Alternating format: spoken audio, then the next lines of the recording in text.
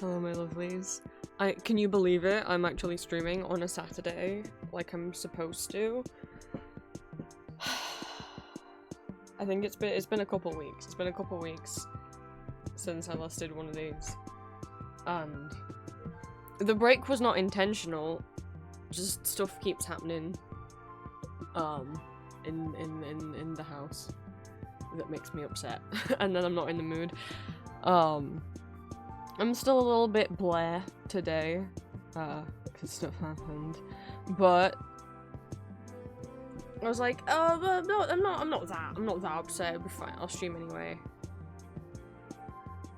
And then I saw so many people were already in chat and talking before I even got here, and that made me really happy.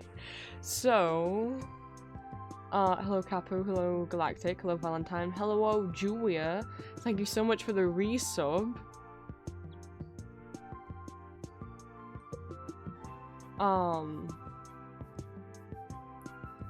16 months, wowee. Hello Cryptid, hello Demon Kitty, hello Cat, hello Cherry, hello Jasper, hello Pi-chan. This might cheer you up, you're a star, and it got talked about in the BG. I don't even know what you mean by the Baldur's Gate 3 server, like a Baldur's Gate 3 server, or like as in there's like an official one made by Larian Studios?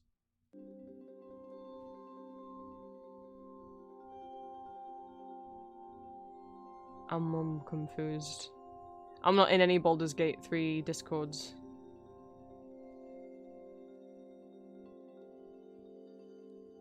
That I mean, sorry, yes, but it's pretty damn bit. Oh. Okay,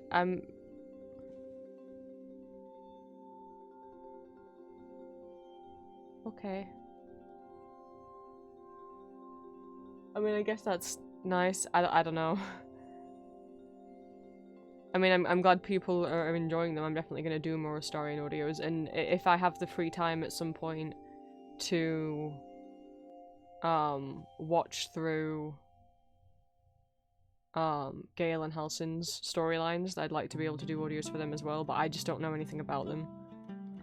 So I wouldn't be able to act in character as them.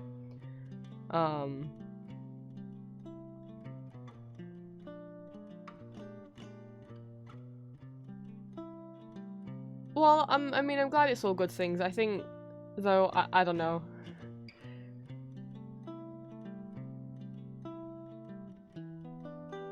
Being told, like, hey, oh, a bunch of people were all talking about you in this big group, I'm like, cool, I would rather not know, I think. I mean, I don't know, if you were saying, like, hey, or, like,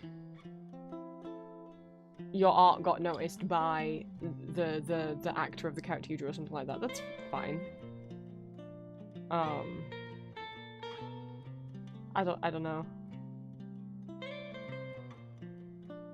I don't need to know if other people have been talking about me, I don't think.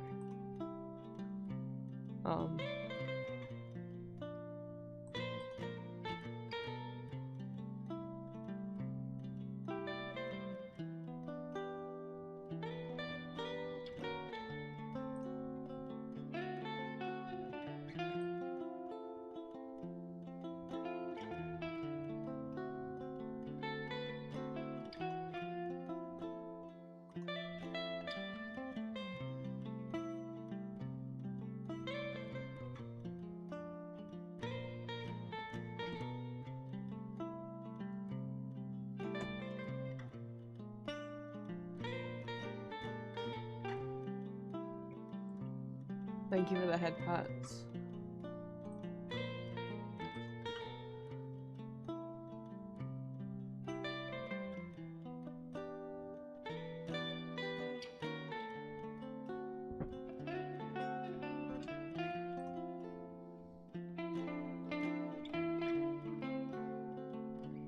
The things are what, like the head they were working yesterday.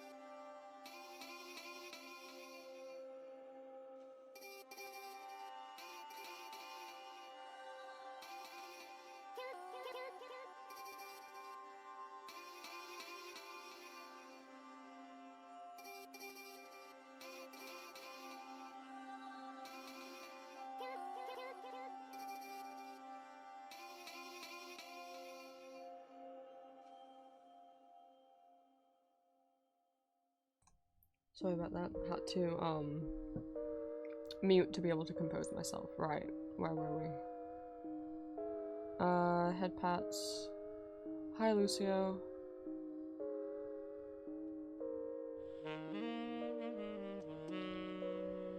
Okay. Oh, bye, Damon. Okay.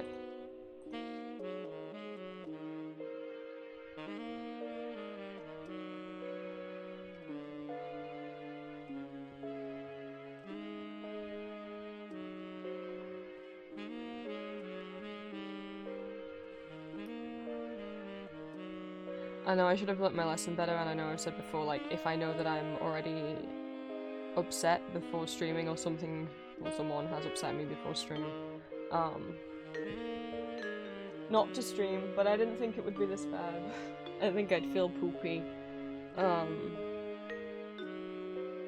wait, what? Once I get to move out away from my parents, I swear to God, guys, you're gonna get consistent Saturday streams for once.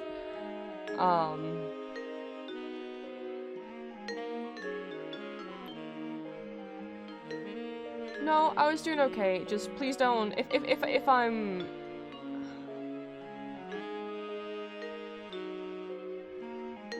If I'm, you know, sharing that I'm a bit down or whatever,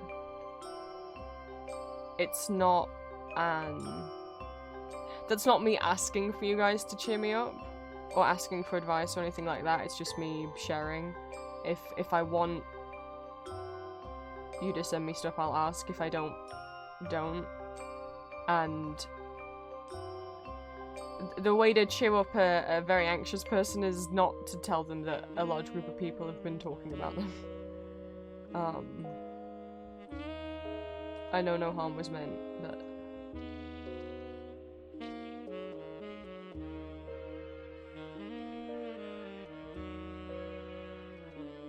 God, it's been so long since I've done one of these, I forgot how to...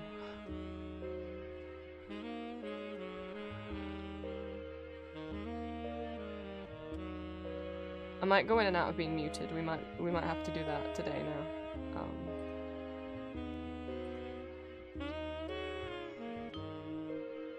I thought I had a thing written somewhere.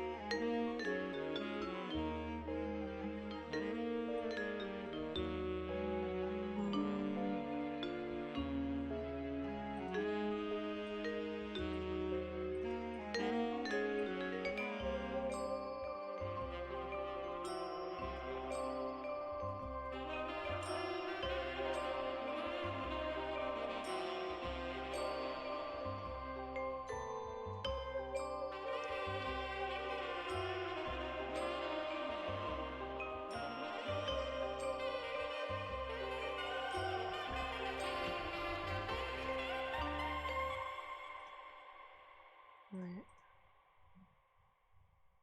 30 minutes to placement before we have to get ready for work. Okay, Julia. Oh, I can do that, I guess. Hang on while I try and... not. Sorry,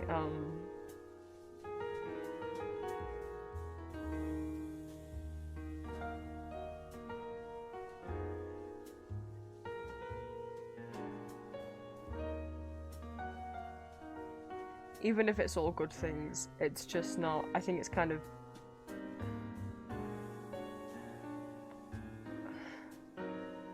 I just rather not know. It's almost like CPTSD triggering to hear like, oh, people were talking about me? Uh-oh. So that's... sorry,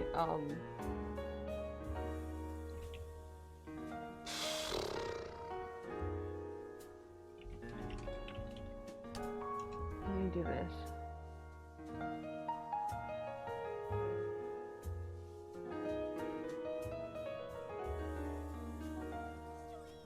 I should have paused the music. It's alright, Pychan, I'm not going to keep talking about it, and you don't, I already said you don't need to I already said I know it wasn't your intention. You don't need to keep apologizing, I'm not asking you to.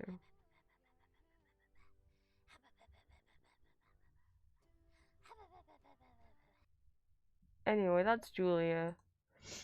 I know I put myself in the position of being a streamer with mental health problems, and I do ask, you know, that people would be gentle with me and whatnot.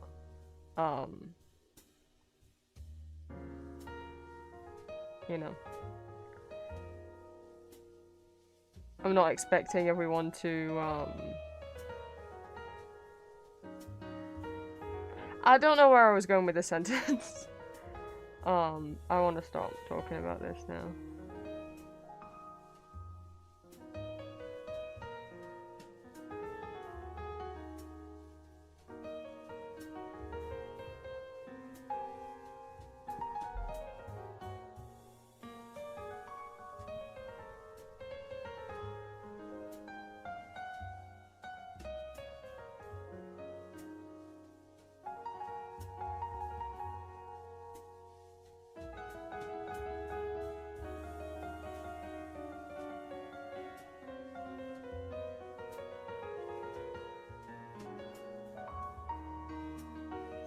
Just wondering when you'd invite me back for a bite.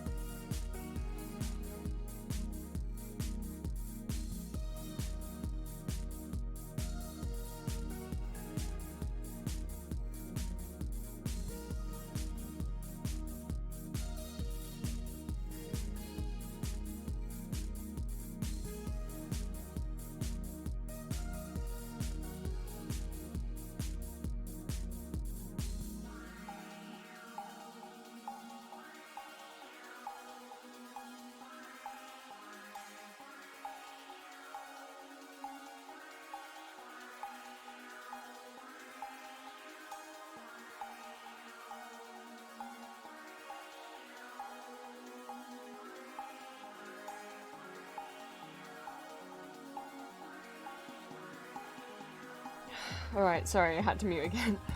God, why did I leave chat? Right. Ninja, welcome in. Hello. Just there for fun, thank you so much for the first time chat. Welcome in, thank you for saying hi. The music in the background is, the soundtrack from the video game Smile for Me. If anyone's curious. I don't think it's on Spotify, but it is on YouTube. I could be wrong though. Yee, so this is normally the background music I have playing whenever I'm doing a just chatting or a art stream. It is on Spotify, well there you go, the more you know.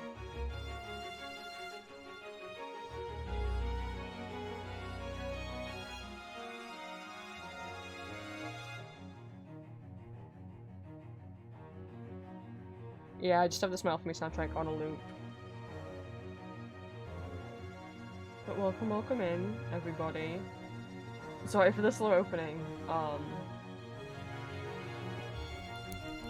Right. I gotta remember how to do Magma streams because it's been a while.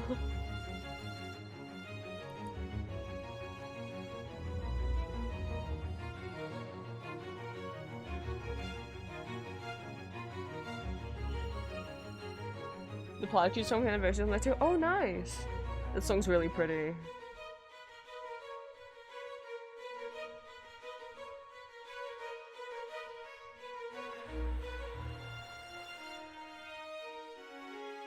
Right, I'm gonna do shoutouts again and actually, like, talk about what they are rather than just panically be like, here, listen to this. So,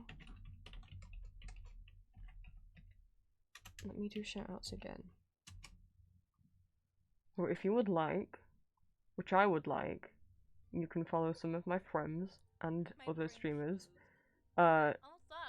Julie is one of my mods, a fellow artist, streamer, ASMR voice person, and also my partner, most importantly. Hi, she Julia.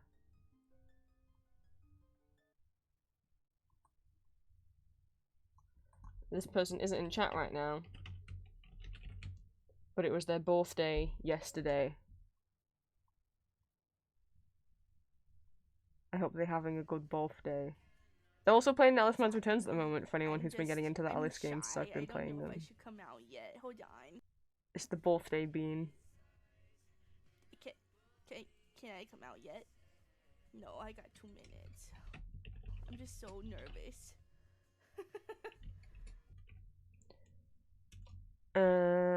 Someone who is in chat. Ninja.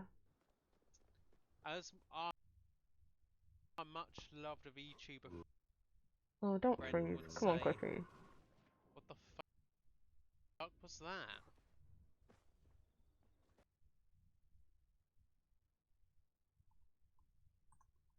There are some peeps. Give them some love if you wanna. Right.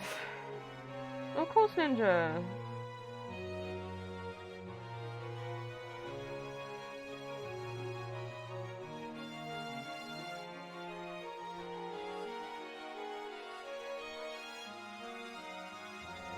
And if you want to collect all the bongo emotes I've done, then you'd have to subscribe to them as well to get access to all of the bongos.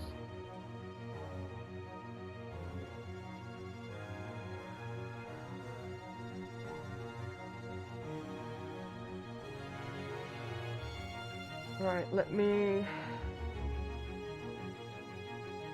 Shall I leave me sleep for a birthday party? Oh well, I hope you have fun. Thank you for stopping by, even if just for a little bit. Put me addicted to the goober. I've been thinking of opening up commissions for goobers and I just keep forgetting. For both the static and animated, if you want the blinking. In my Discord we have animated, like, blinking versions of the Astarian and the Prince Goobers. I keep thinking, oh, I should open commissions for them and then forget. But you can get Astarian Goober as a sticker now, as well as all of the other Baldur's Gate 3 companions. Or main companions. I didn't do Minsk and, Jahara, but, you know. The main ones. The romanceable ones.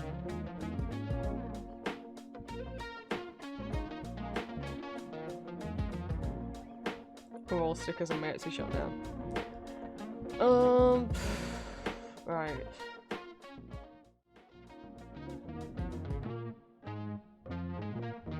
Why is there- what?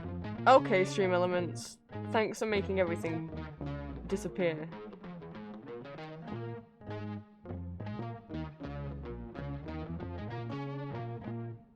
Right. Magma. Do you guys remember what that is? I sure don't.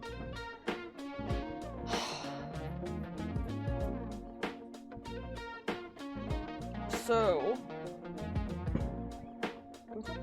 for anyone new or for anyone who has forgotten,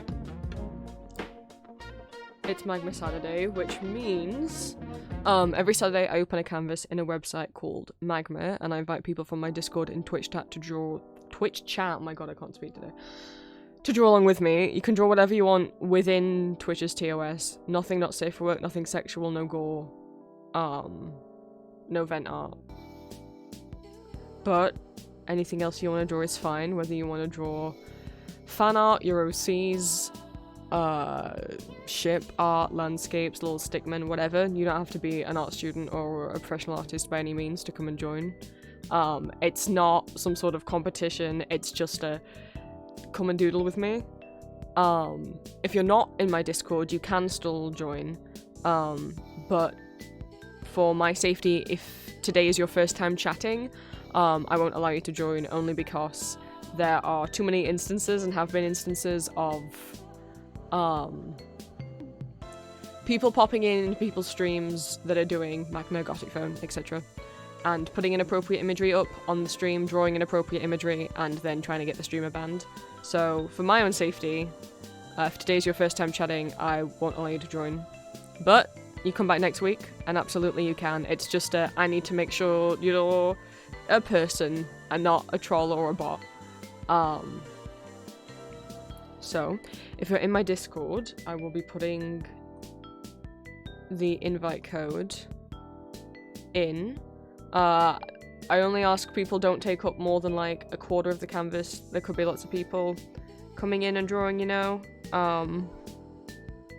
Don't take up too much room. And you'll automatically get assigned your own layers. So if you accidentally draw over someone else's drawing, don't worry. It's not on the same layer. I was awake at this time. I literally woke up and said fairy type makeup. Have you been thinking about the Pokemon Hatsune Miku collab in your sleep? So if you are in my Discord, the invite code is now in the Magma art channel. And there's also a role in my Discord called Magma Doodlers that you can react to, so that you get pinged every time there's a Magma.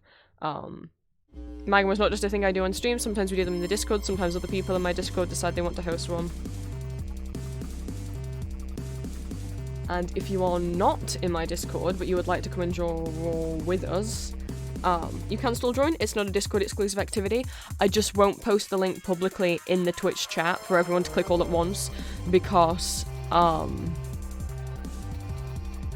that's too dangerous.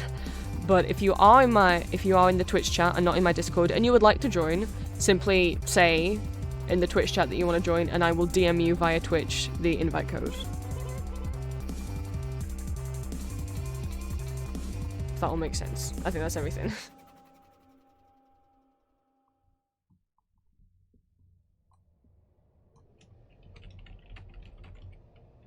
Magma is free. I think now it does force you to make an account, and I would ask, if you do make an account, try and make it the same as your Twitch name so I know who you are. And I don't get worried that a random person has wandered in. Let's see. Yes, of course you can have the link. Let me go get it. Copy link, back to Twitch. User actions. Whisper. Right, Galactic, I have DM'd you the code. And again, like, you don't have to do like a proper drawing, you can literally just like doodle little flowers in the corner if that's what you want to do. And there's also no pressure to take part. You can watch the stream and not draw with us, that's absolutely fine.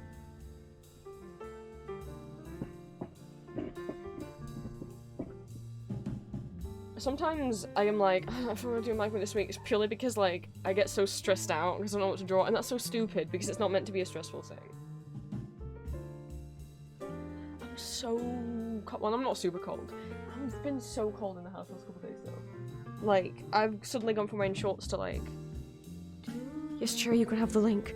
I got like full trousers on and socks and fingerless gloves and a blanket draped over me. But I think it's because even though the temperature's only dipped a little bit, I don't think my parents have put the heating on yet this year. I don't think they want it on yet. Which is fine for them, but my bedroom's the coldest room in the house. In the winter and the warmest room in the summer, because I have like... I'm the only like bedroom in the house that has two outside walls. And the only room in the entire house that doesn't have any attic above me. So I'm exposed on 3 sides. Oh, chilly today. Alright, Cherry, I have sent you the link.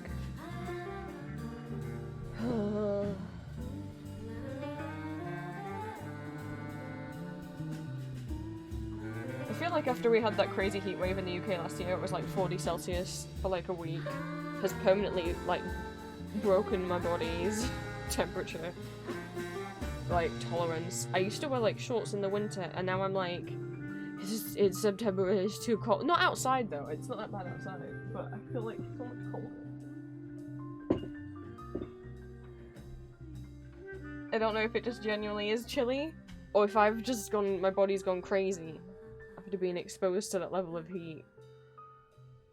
But I'm like bundled up as if it's fucking December. This isn't right.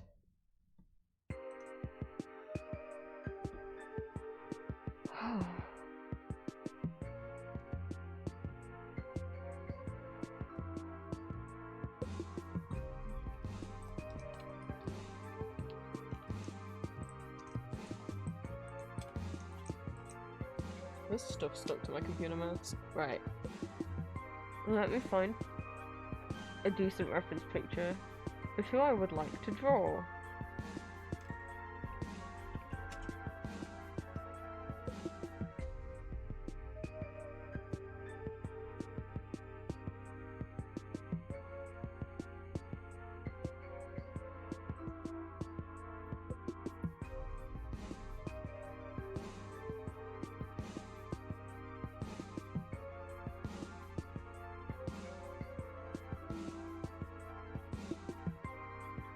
Oh, I got some rain yesterday.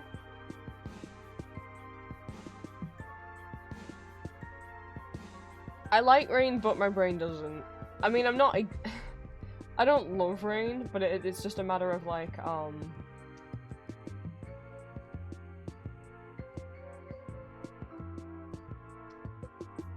seasonal depression. Mine isn't tied to temperature or season. It's tied to the weather. And even though I don't do well in the heat, if it's sunny outside, even if it's cold, doesn't matter if it's cold, it's just literally if the sun's out, then I feel okay. But if it's really grey and overcast and rainy, then my brain doesn't feel okay. Which is not great when you live in England.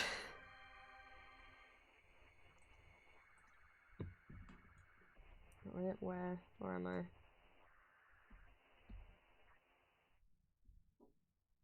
gonna go? Need to pick a spot.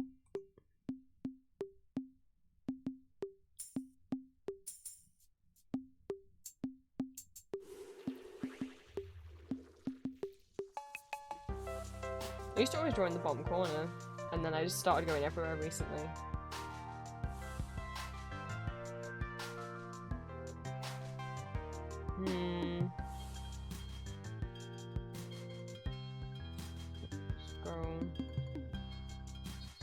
I can just work my way along, I guess, if I just try and do a bunch of portraits as practice.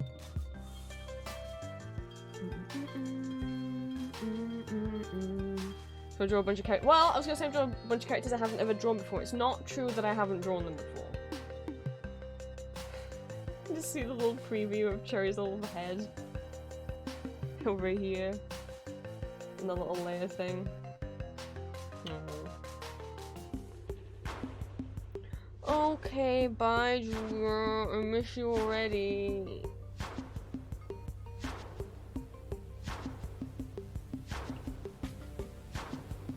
But to say I haven't drawn these before, that is not true. I have art of them that I drew. I'm gonna draw Alice art. And I've told you guys that I've been into the, like, you know, it was a big hyperfixation for me when I was like 12. I have art that I did back then that's like dated like 2010, 2011. I showed, I think I showed Julia and Bay and Lucio, like drawings I'd done of like the mock turtle and like this weird big drawing I'd did of like every, see if I can find, I sent them, I had to scribble over them because they had some information on them that I didn't want exposed.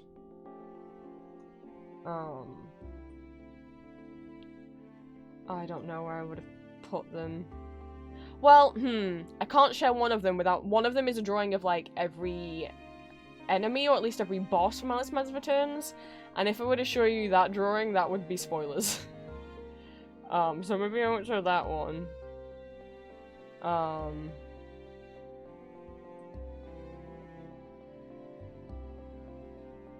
But, oh god, that's right. I used to doodle Alice Mad's Return stuff and American McGee's Alice stuff so much in my school books. I wonder what my teachers would have thought, because those games are horror games. And it wasn't just like, oh, you drew Alice? Nah, I used to draw, well, sometimes. And sometimes other things. This is a tiny little drawing. I used to do, I don't know where it's gonna open. Oh, okay. I used to draw these just in the little margins of my exercise books non-stop. I would just draw, like, almost every page a tiny little Alice floating. But let me find one that's not spoilery.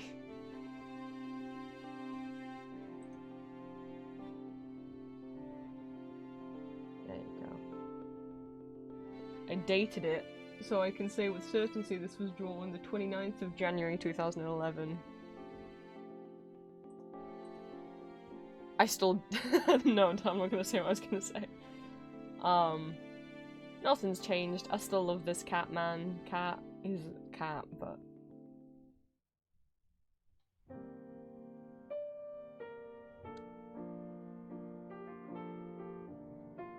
all I was really drawing back then though was mostly directly copying stuff, which I mean is normally what I do in Magma anyway.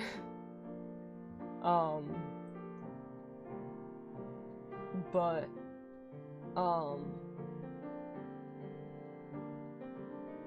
I'll copy like in Magma I often use as practicing, like I'll draw a character I haven't drawn before, but when I'll copy a pose but I'll draw it in my style, whereas back then I did not have an art style, so I was just copying the art style of whatever I was drawing.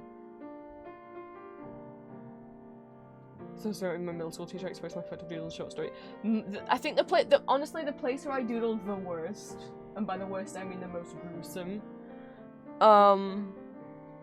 doodles would have been in my physics notebook, but our physics teacher didn't give a shit. Like, he one of the nicest teachers I've ever had. Welcome back, Lucio. But he was like, yeah, you guys can doodle, like, because most teachers are like, you can't doodle. Don't try and tell me that it helps you concentrate. No, it doesn't. That's impossible, which it's not impossible.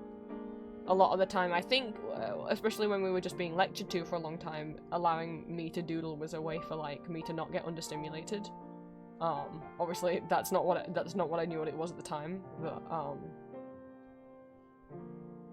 I was still listening when I was doodling. It just helped me not feel as uncomfortable. But my physics teacher was like, yeah, you guys can do whatever you want in your books. I don't care. If you want to doodle in them or whatever, go ahead. I will never mark your books. If I have homework to give you, I will print it off on, like, a loose sheet of paper and give it you, and you'll write the answers on that piece of paper and then hand the piece of paper back into me. I'm not ever going to mark your books, you know, those are yours to do with what you want. So that's the one that had all the the more bloody drawings in them.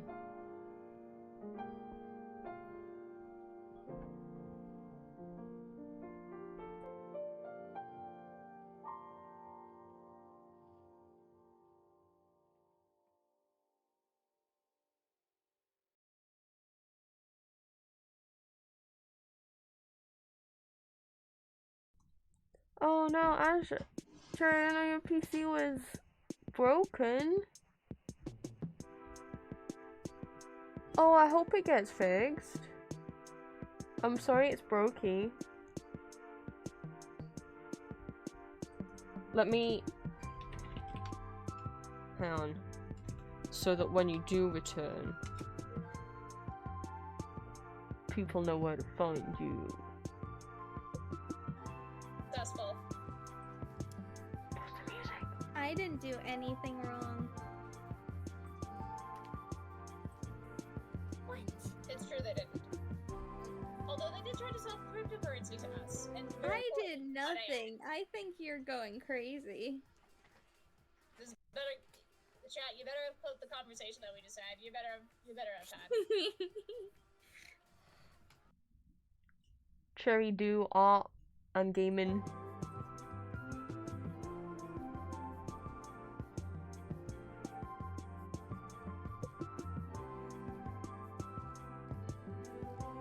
I wasn't even like I was in. Oh.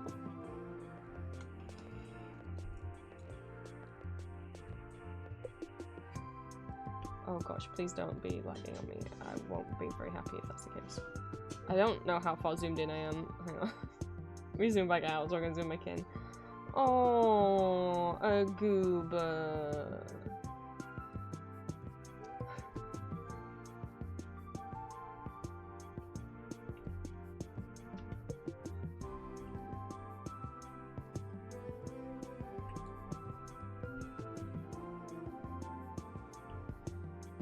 I just feel like somehow is that camera smaller than I used to make it? Because for some reason the brush just seems bigger.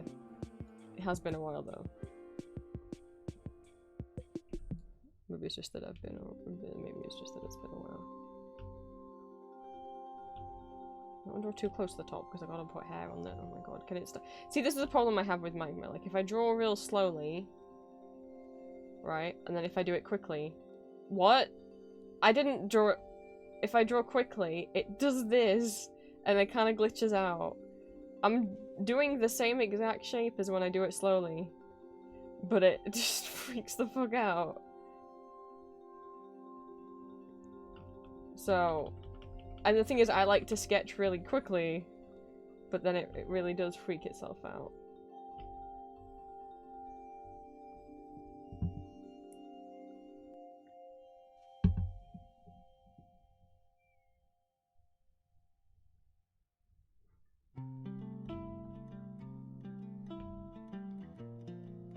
Okay. Oh my god, please, please. I just want to draw a head. That's all I want. It's been a- I think also, I need to keep up with doing Magma because it's the one place that I actually just kind of consistently get some drawing practice done. I haven't drawn anything other than like... Well, no, that's not true. I was working on those Baldur's Gate prints, which anyone saw, I've taken them off Etsy because... no one was buying them. I don't think anyone was gonna. And really for me to be able to print them, I needed to sell quite a few of them to not make a loss ordering them from the printing company that I use. Oh my god, I feel like I don't remember how to draw. That's not what I want. What the heck? But I've been drawing though. It's not like I haven't been drawing. I mean, this week, well, that's not true. I do the goobers, but you know, they're all on like the same base that I made. So it's not really the same. My brain all of a sudden doesn't remember how to draw a head.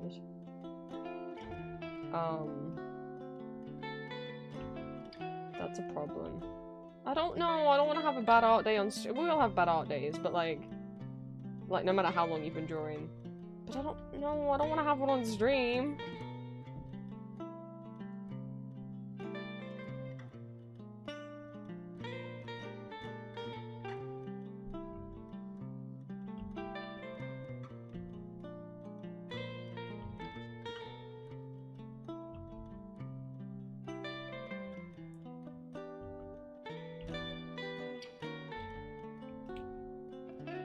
Using the pencil brush, you can get laggy. Well, I only like the pencil brush, so if I can't use the pencil brush, then I'm not gonna ever draw in Magma ever again. I don't like the regular brush in Magma at all. The only reason I use Magma, sometimes I use Magma in my free time, just because I like doing pixel art, and I find this a lot better than Photoshop's pixel art brush. Is stupid. Pixel art in SAI was nice, but my copy of SAI stopped working once I upgraded my PC to Windows 10. And I only upgraded it to Windows 10 because Adobe products would no longer work on Windows 7.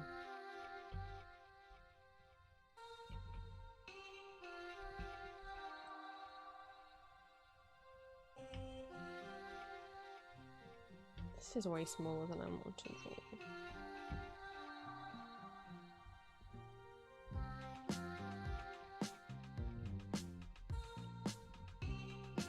Am I just having a like, why did I draw the ear all the way up there? I think I'm having I don't know what's going on with my brain. I don't know what's happening.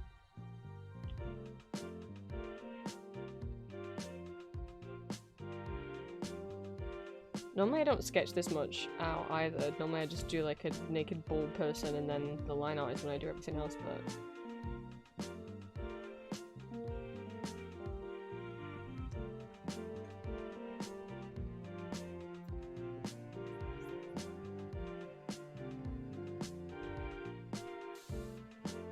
Again, I wasn't really like, when I complain about stuff, I'm not really asking for like solutions. Otherwise I'd like ask. I'm just, you know, rambling. But it's always been this way. It used to be worse before I fiddled around with the settings.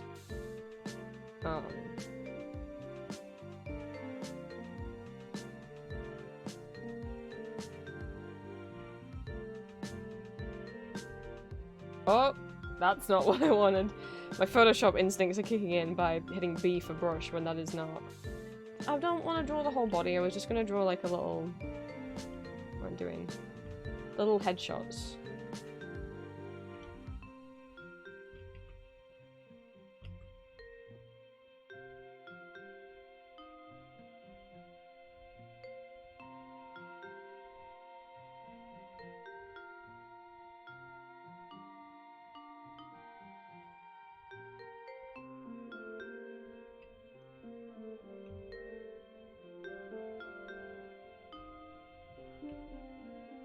Let's see. I want to kind of do them in a line. But then again, I guess some of the characters are going to be taller than ours.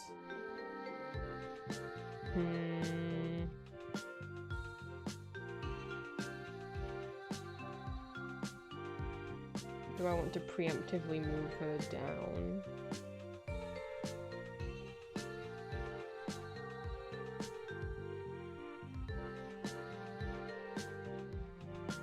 Nah.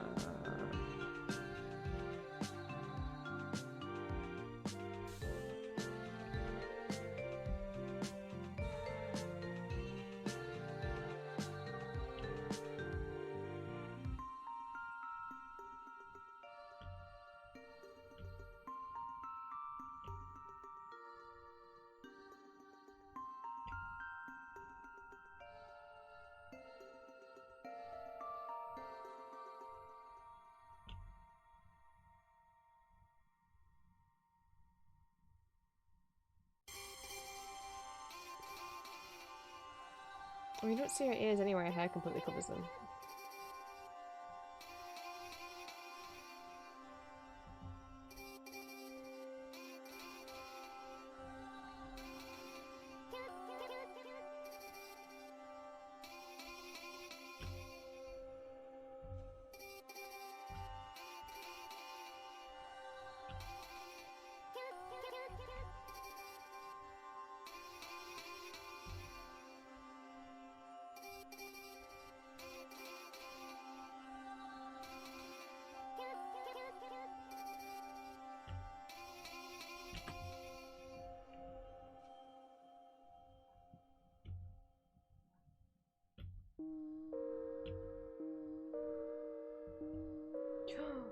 Goober Prince. Hello. Okie dokie. Imagine that there's some intense magical girl transformation music happening. I could have made the sound redeem be the magical girl. Well, it's too late. The wall is starry now.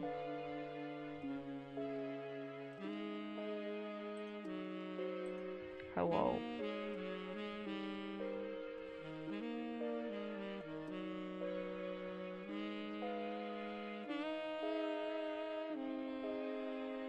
It's me.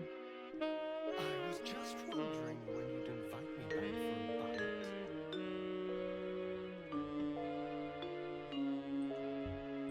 Hang on. There. Now they are on my head.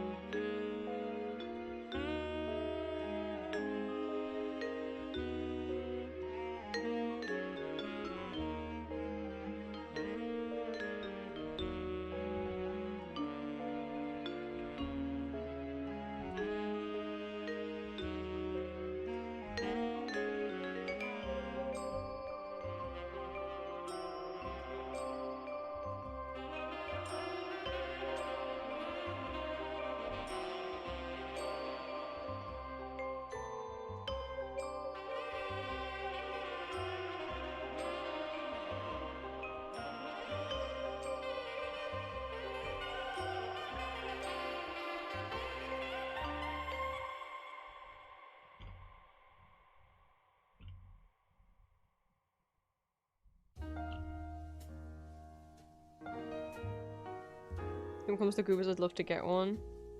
Oh! I do want. I keep forgetting to. But I draw them big enough that you can also use them as a model if you want. I mean, you can use them for whatever if you want. I don't mind.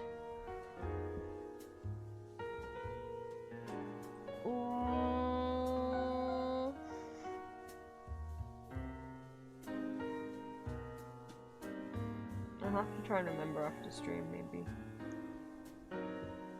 Why do I feel so tired? Oh my god. I went to bed early. And I slept. I went to bed at like... I fell asleep I think about 11. And I woke up at like 8. After a bunch of nightmares as per usual. And then like... drifted in and out of sleep for like... an hour? Or 2? And then spent like another 2 hours awake in bed not wanting to get out of bed. Like... There's no reason I should still be tired.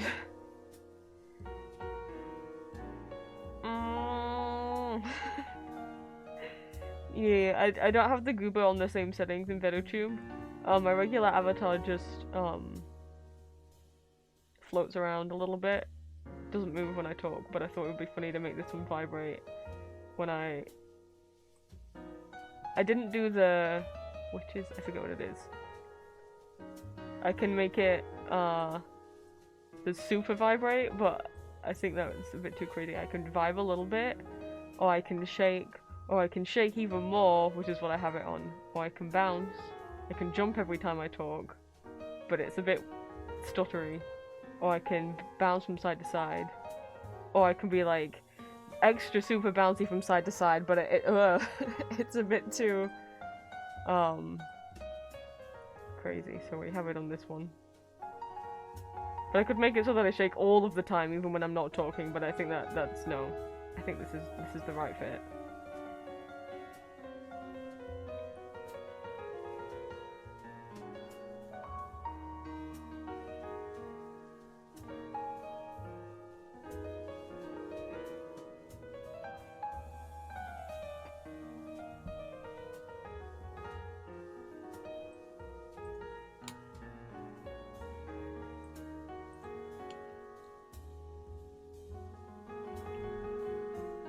Now, how are we going to convert Alice's little polygon face?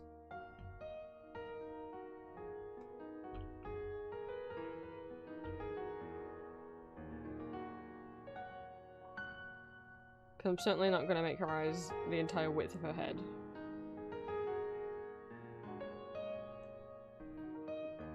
Call me crazy, I prefer the American McGee's Alice model over the Alice Mans Returns one.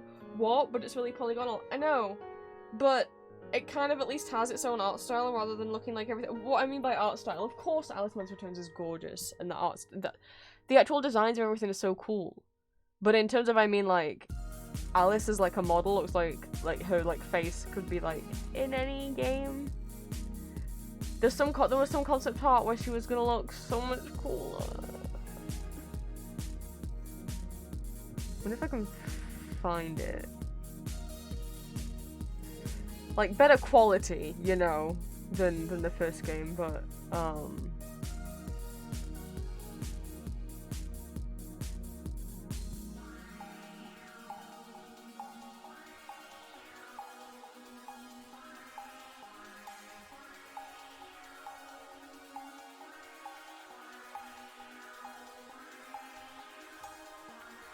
a little less regular human proportionate portions.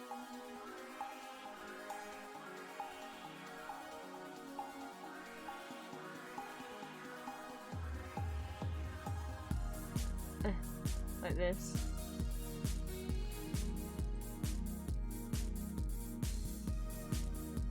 It's just got more of a unique art style to it. I don't know. I think something like this could have been cool.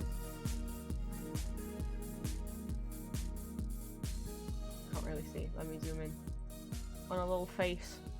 Because then it kind of like looks like, I don't know. It reminds me of the first game, and I like that kind of consistency.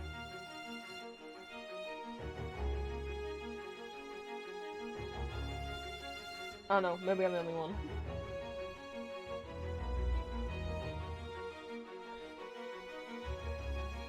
also she's been kept a brunette. Like, okay, American McGee said, oh, well, she's raven-haired in the second game because, like, some people's hair gets darker as you get older, but that was, like, he's also kind of admitted that, like, he just kind of, like, wanted to change the design, and then said as, like, hair can darken for some people as they get older as, like, a reasoning, as, like, a justification for it after the fact. As an excuse as to why it could make sense, but I think he just actually changed it because he just liked it dark, kind of like, oh. But her hair in Madness Returns it looks, oh, I'm a fan of Madness Returns, but boy, her hair and her hair physics freaks me out. Like, every strand of her hair is just doing its own thing, which makes it, well, doesn't that make it look more realistic? I'm like, it makes it look like it's always, like, I don't know how to, like, greasy? But, like, I don't know.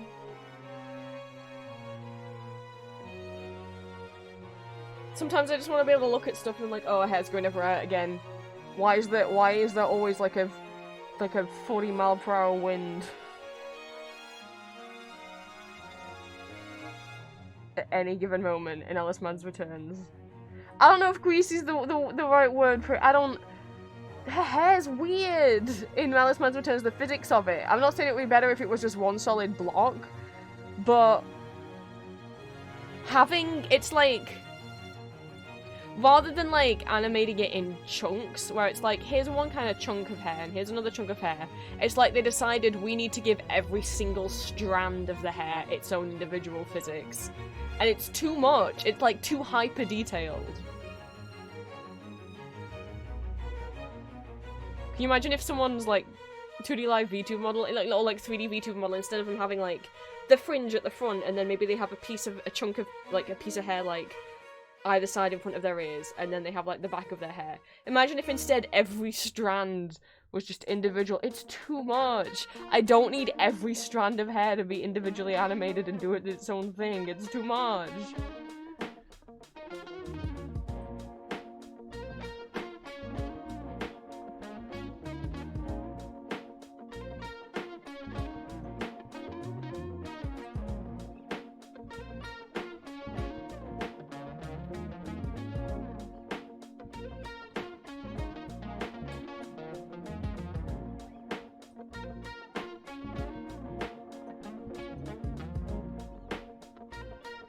It's like spaghetti, that's what it is. It's...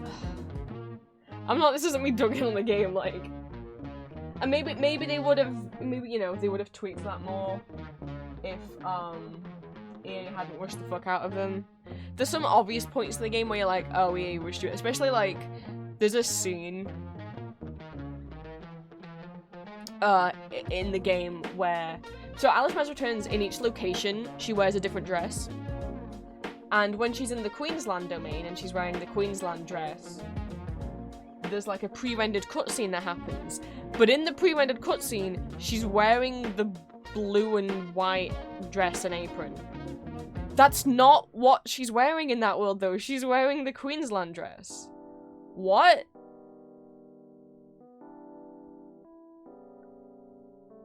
Like, that makes me feel like, was this, like, the test animation and you were gonna change the dress and you didn't have time? Or you were, at one point, gonna animate it with each and every dress so that, you know, for people... Because there's DLC dresses as well. So that people could have this cutscene happen in the actual clothes they're wearing. But, no, it's just this one cutscene. And it's like, but... where I get the feeling, I'm like, I'm sure they were gonna animate this in every dress. So that it would line up with what's happening. But that's one of the things where I'm like, yeah, you really notice that EA rushed them. Because this doesn't even match up with the clothes she's wearing for the rest of the... And it doesn't leave me mad at the game. It leaves, or the people who worked on it, it leaves me mad at EA. For rushing the fuck out of them. Because there's also, like, a lot of, like, glitches and broken stuff in Madness Returns. It doesn't make the game unplayable, but you're likely to encounter at least one funky thing.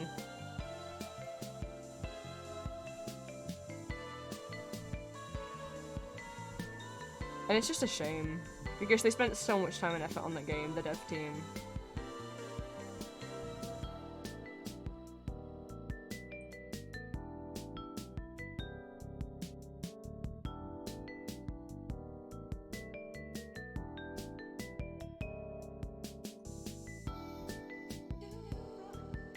But there's got to be some kind of sweet middle spot between American McGee's Alice, all of her hair is one polygon, and every individual strand of hair is animated, and it's too much.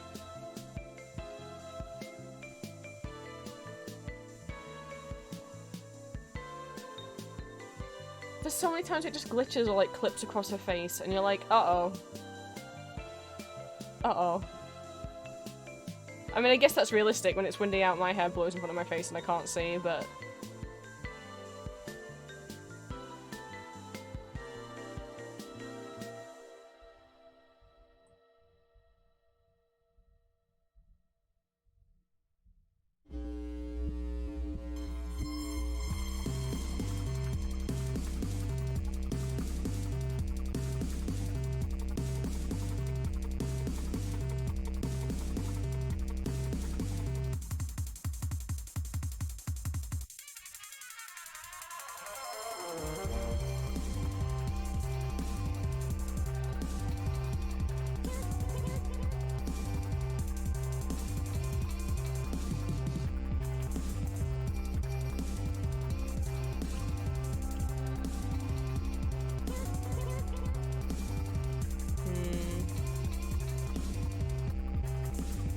How high up her eyebrows go on the model in the first game.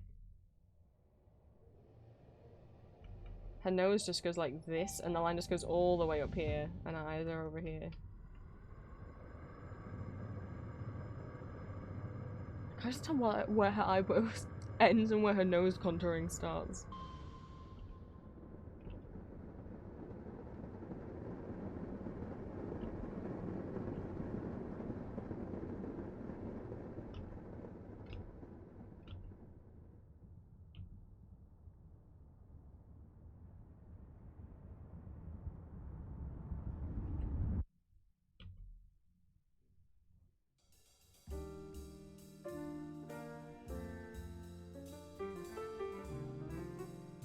Oh, but my PC's getting hot. I think it's time to get off. Oh no, your poor PC! You left a little gift in the corner. Oh, sorry. Oh, I'm gonna cry.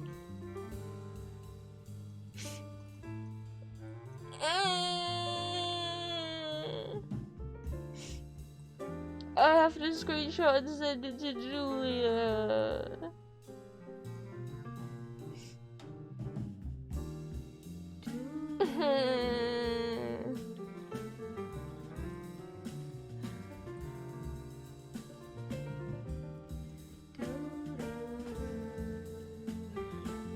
We're just little guys.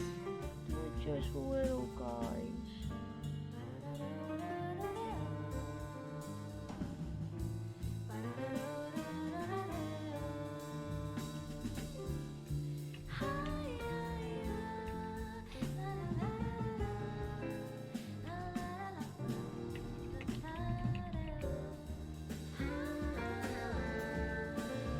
Thank you, Joey.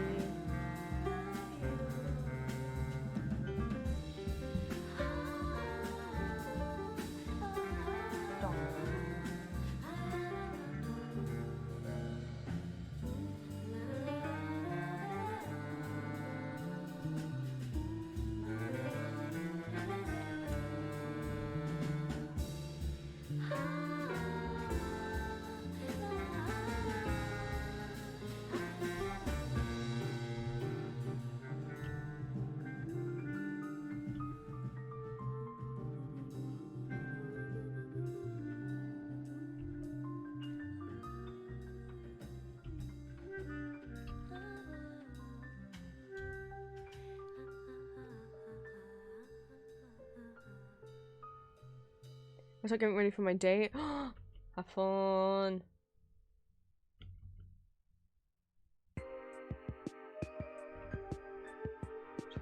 Try to give her lips. Oh boy, it's so hard looking. It's so tiny.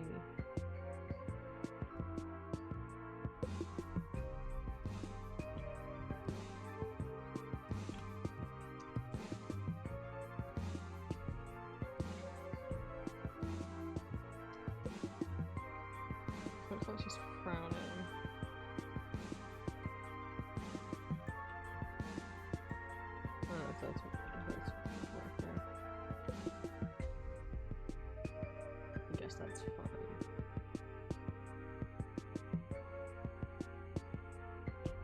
big chunky Omega symbol necklace.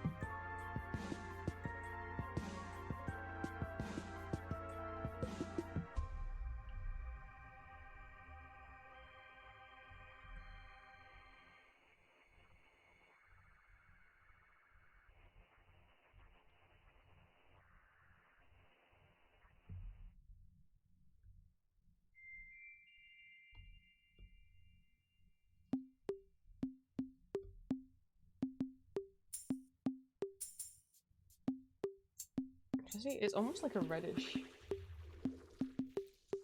brown.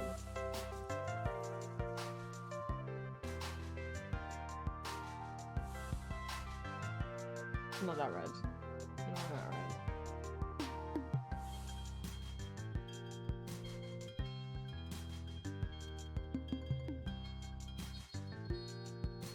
I'll desaturate it anyway. I prefer using more desaturated colours.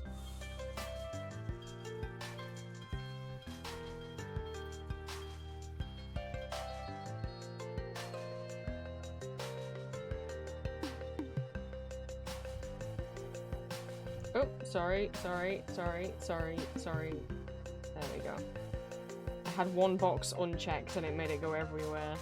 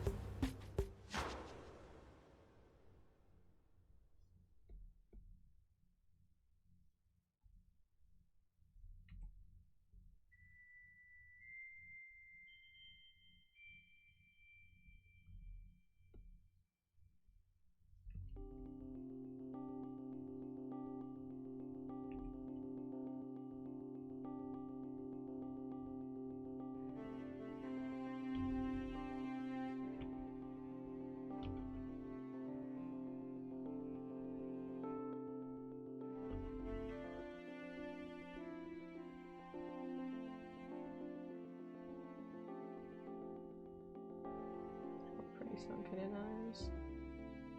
Because she hasn't slept in about 10 years.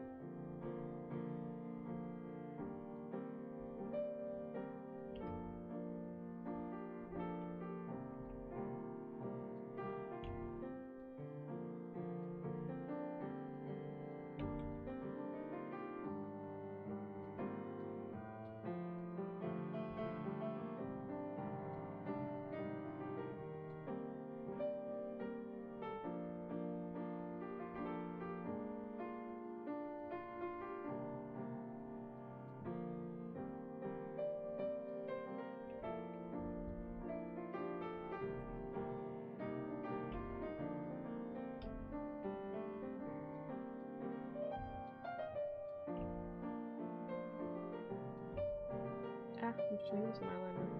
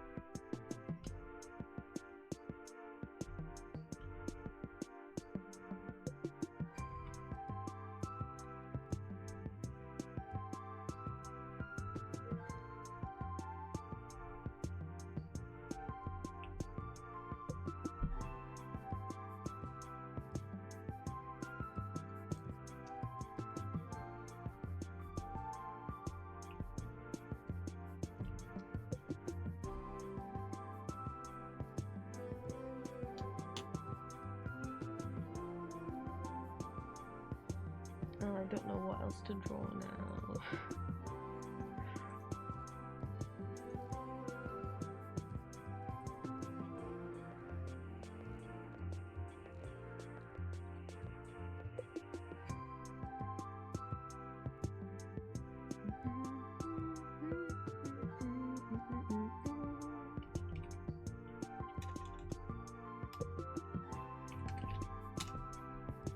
Oops. I chose such an over character, but I spelled it very badly.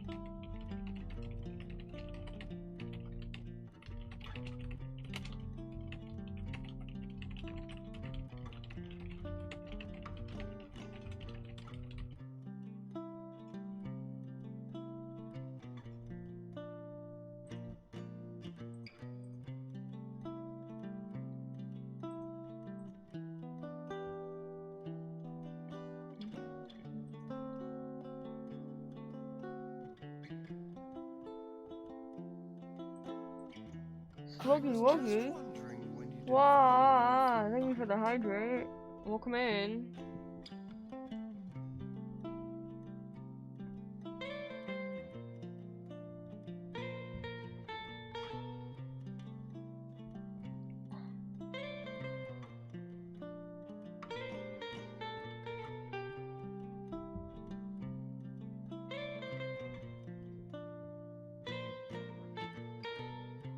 Why am I talking into a pillow?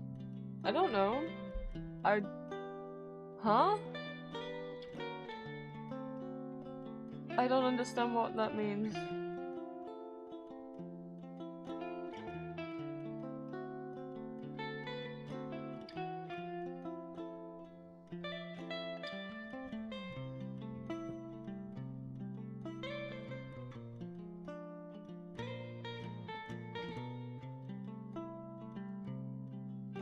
Sound like good pillows? Oh. Oh, I don't know why.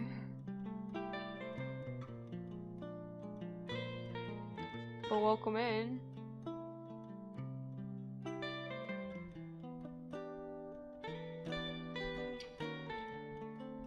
I'm a little bit bleh today. I did one drawing and that's taken off. Did one tiny drawing that's taken off 100% of my brain power and my energy for today.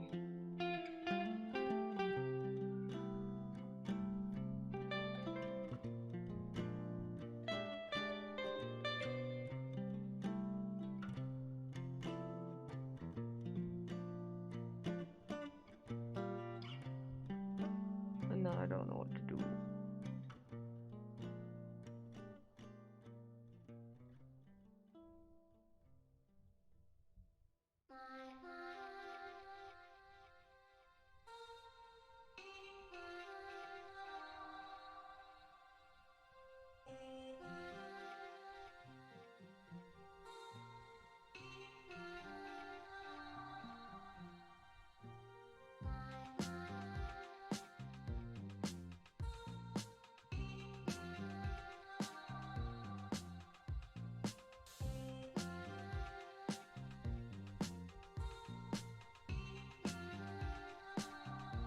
Currently fighting Etsy search engine, oh boy.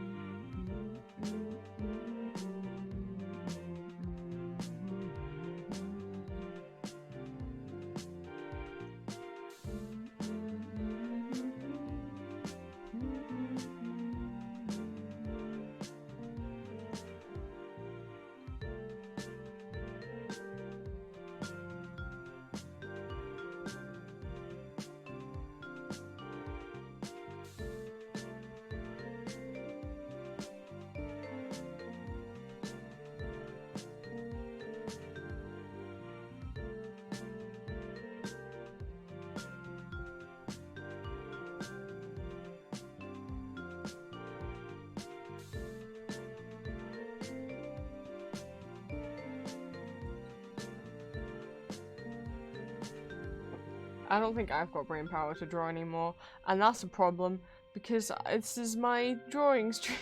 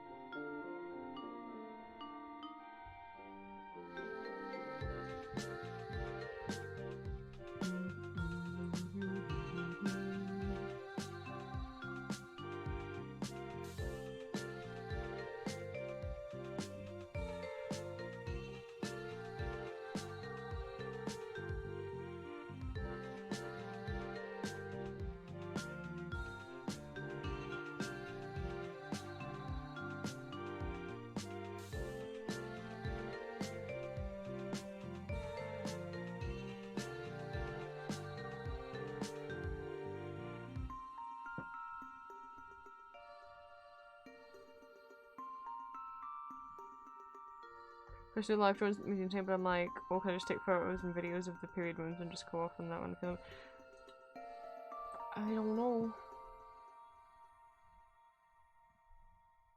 I hope we have fun at the museum though.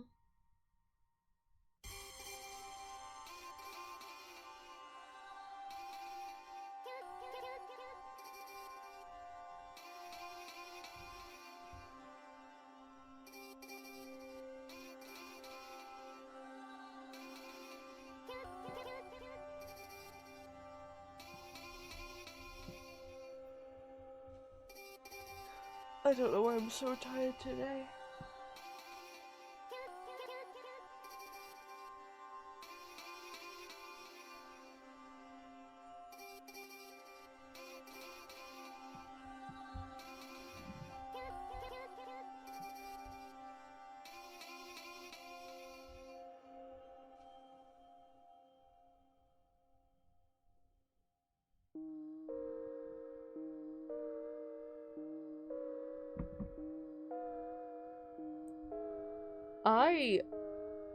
Whoa. I just opened up I got Twitch open on my phone and I opened up Twitch and I was just scrolling seeing who else was online, and you know how the homepage on your Twitch mobile app, it's like starts out with channels you follow that are live, and then when you scroll down past that it shows channels recommended for you.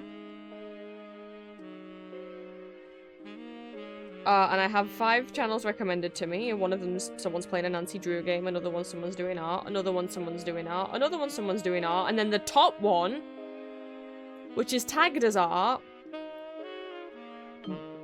but it's the thumbnail is of the naked lady with her chest out at the camera. And the stream's called, like, Oiled Up Shower Session. I'm sorry. And there's, like, regular streamers out here doing regular streams getting in trouble with Twitch for no reason. Getting, like, copyright problems. VTubers who are told, oh, that top you're wearing is showing a little bit too much skin, so Twitch bot thought that you were naked, so now we've flagged your stream. Whereas, like, this... Oh, but I guess it's okay because she's got pasties on over the... No, I'm not tapping on this. I don't want Twitch, I don't want any part of the internet to think that I want to watch these. And this is not, to be clear, I am not shaming anyone who does these streams. I make 18+ content. But, like, Twitch shouldn't... That's content's not allowed on Twitch. What bothers me is the double standard of... It might be a porn bot for all I know, it might not even be a real person.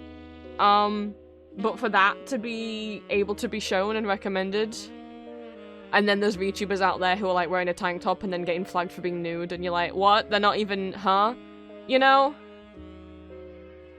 That's what bothers me. Like, if this lady, I'm not gonna say the streamer's name, I no problem with people doing that, I'm just like, that's not allowed on Twitch, though. You know? That's not allowed on Twitch. How is that there? I'm not interested in this recommendation. I guess I'm just not interested. It's not that I'm not interested in the art category, and I'm not saying that that's not art. But what? How is that allowed to be there?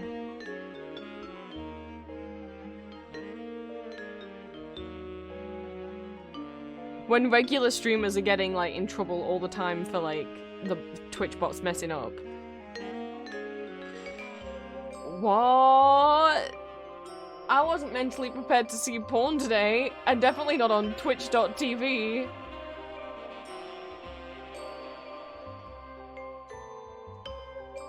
Boy oh boy.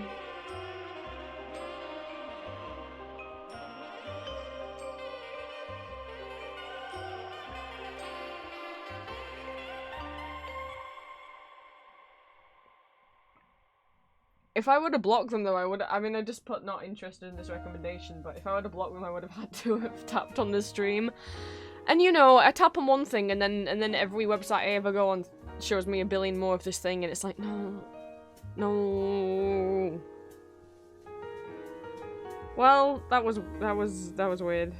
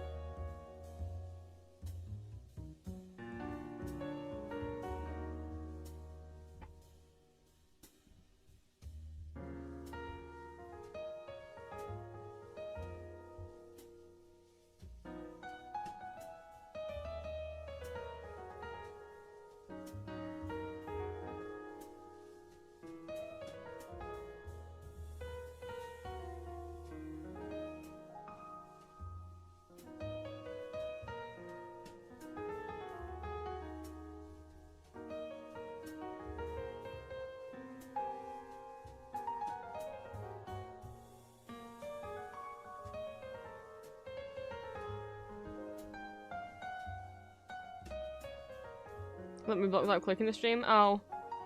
No, I tapped on the ... and all it would let me do is not want it recommended.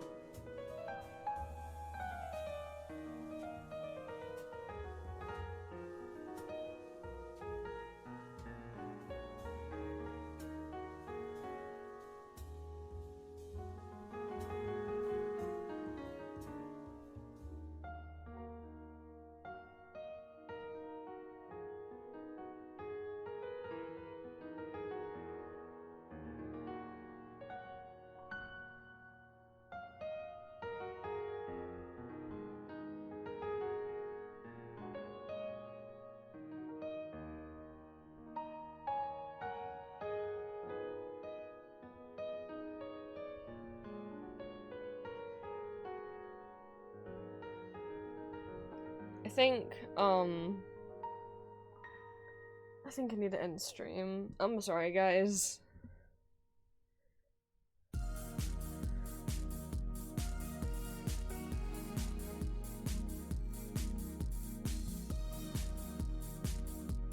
gonna put my content into news of people I don't know. Oh, I'm the same. I haven't been watching many people's streams, and I feel bad about it.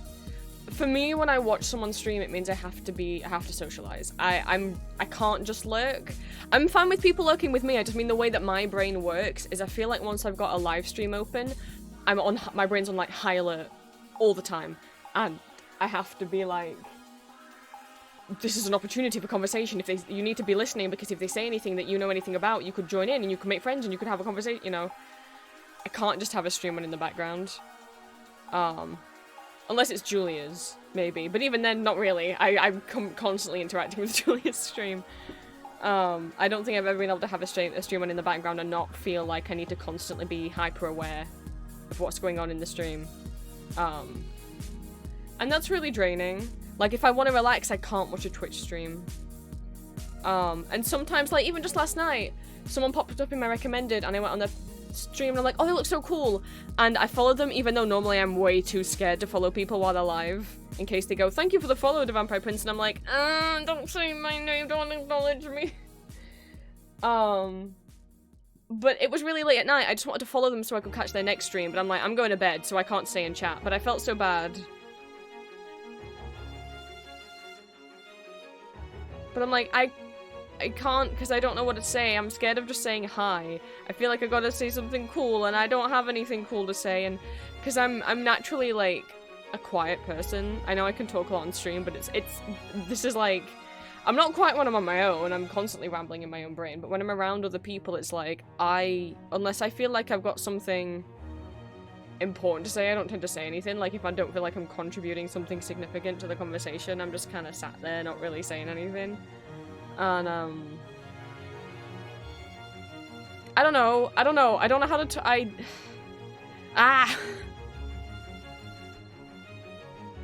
like, even people whose streams people I know, you know, or when I say I know, I mean a mutuals with on Twitch, like Smilky or like Shy. I haven't been watching them that much lately, because or like Desmond or Moss, I'm just like, or Dandy, and I'm so just like, if I sit and watch your stream, then it's gonna be the same as if I was sat in a group of people, and I really need to relax right now. Like, in my bits of free time that I get, I want to be able to relax, and it's not relaxing to watch streams for me, for the way that my brain works.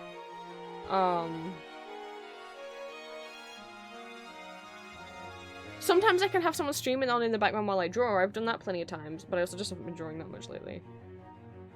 Or when I don't know. I guess I just haven't been in the mood. And I feel bad because I'm like, I don't want these other streamers that I've begun making friends with to, like, forget about me or, like, think that, like, I don't care about them anymore, that I don't care watching their streams, especially when they come to mine. But I'm just like, I'm tired, guys. It's really draining for me to watch streams.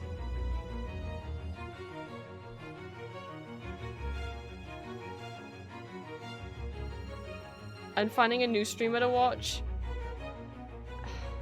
There was a time where I was really into just finding new people who streamed and just having streams on all the time. And now, I don't know if it's just like I'm not as hyperfixated on watching streamers anymore. If it's just I'm going through a bit of a funk at the moment and I just need to relax. If it's had a couple bad experiences. And now I'm like, I'm scared to watch streams now.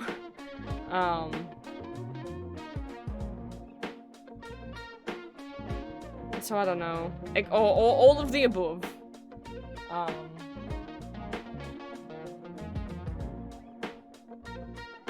And I don't want it to make it sound like just because I've had a couple of bad experiences in other people's streams and chats that therefore that's what most of streamers are. It's not. Most of the times have been great. But the way my brain works, I'm like, yeah, but a couple of times it was stinky, so now I don't trust anything anymore and I don't want to, I'm scared of watching streams. Yeah, which is a shame.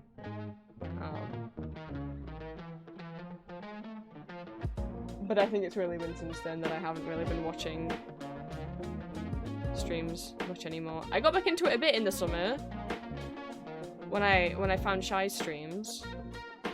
So maybe it's just gonna come and go, and maybe in a couple months I'll be back into it again. I don't know. I worry that I won't be, and then it's like, no, but I wanted to make friends with other streamers.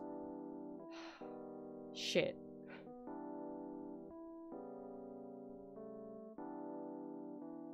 Like, I don't want to be the kind of person who, like, the only other time I ever talk to any streamers anymore is when I raid them and then immediately go, sorry, I gotta go eat dinner. And I don't want to keep doing that.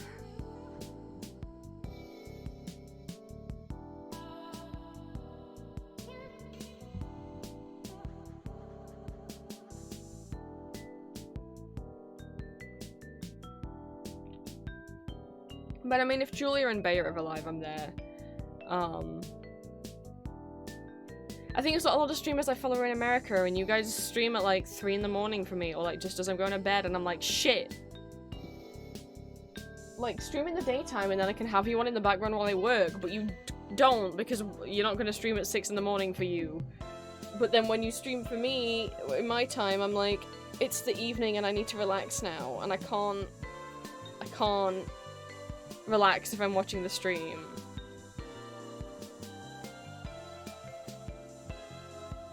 Hi, King Nico. But there's that too. Maybe I just need to follow more streamers who are in Europe. But it's like, they stream when I'm asleep. And then, or when it's like the evening, nighttime, when I want to wind down for the day and get sleepy and relax. And I'm like, I can't relax if I'm watching a stream.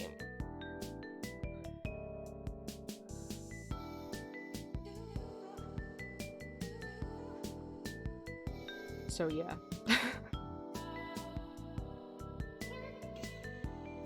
Also, I just like never check Twitch. The only way I'm ever gonna know when someone is live is if I'm in your Discord and you ping at everyone when you go live. Which, you know, that's why I try and join the Discords of any streamers that I really like.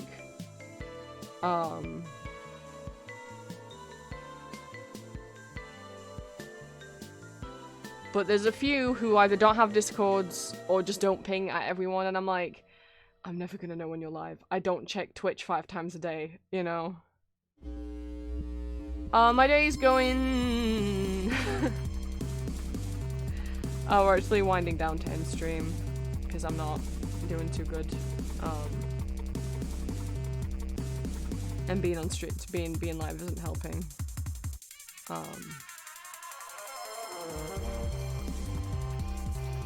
But that's why I was looking at the Twitch homepage, because I was seeing who else is live.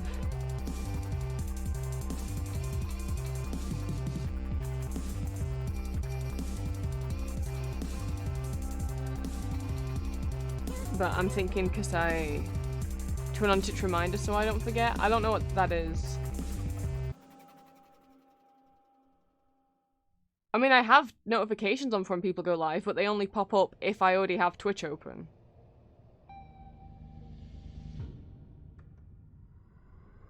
So... I mean, like, yeah, I get notifications on my phone when people are going live, but I don't use my phone. Like, I'm a PC person, I don't do social media and stuff on my phone. I hate,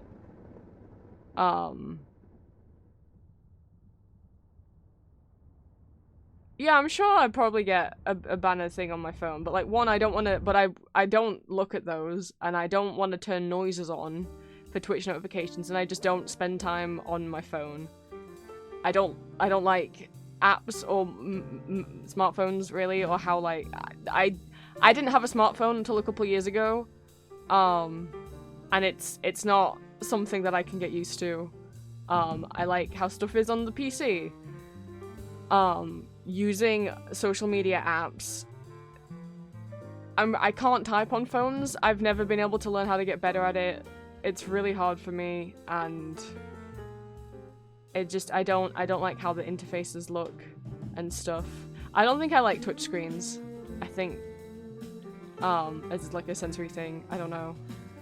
So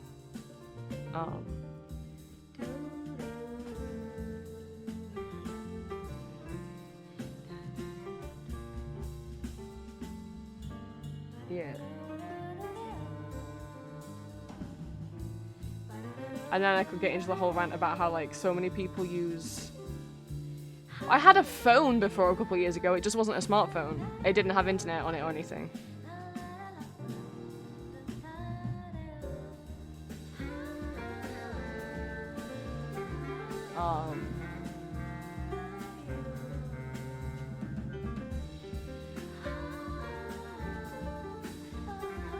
I could get into a whole rant about how, like, what that's done to Tumblr. It's so sad. Posts are so catered for mobile now, being like full-width GIFs rather than like half-width GIFs. But more so than that, so many people who join Tumblr don't realize that you get a website. It's also like a website builder. You get your username.tumblr.com as a URL that you can customize.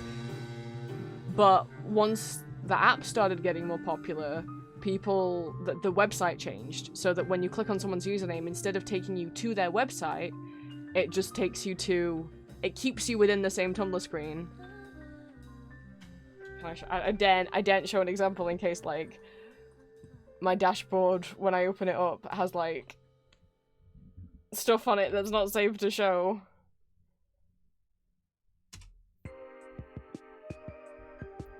It's like, I forget, the day that Tumblr changed it so that when you click on people's username, it now shows their profile as if it's the mobile app view. Also, the recent Tumblr update that made it look like Twitter. Oh, I hate it. I can't get used to where anything is. Oh wait, I probably can't show Tumblr. Because, fuck. So, since Tumblr did the most recent update of the website that makes the whole layout look like Twitter now, there's a banner across the top that shows people who are live, because Tumblr has live streaming now. However, the live streaming is completely overrun with porn bots. Every single one of the live streaming thumbnails is of porn, or of women in clothes but kind of scantily clad. But they're not actual women. Like, these are stolen photos, it's just bots. If you click on it, I don't know what you'll see. Maybe you'll just get hacked, I don't know. Like, these women's photos have just been stolen. Well, I think for once, actually, maybe all the images are... well, if I scroll down a bit...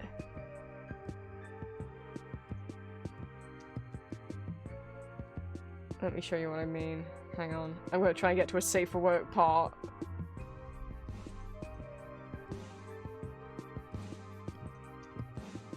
I wish I didn't have to see that Tumblr live bar across the top. Hello, Loyal Fur.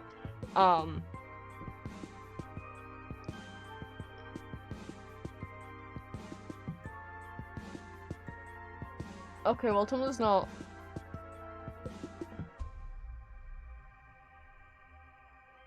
Oh, wait, why don't I just... Oh, hang on, I'll just get my own account up. That makes more sense than being on my dashboard. Oh my god, nothing is responding. It's just such a shame, because the point of Tumblr is, like, it's a blog, and, like, unlike other websites, you can make, like... There's no other social media where you can just make an unlimited amount of like text in a post. The only other thing that does text-based is Twitter, but you have a character limit.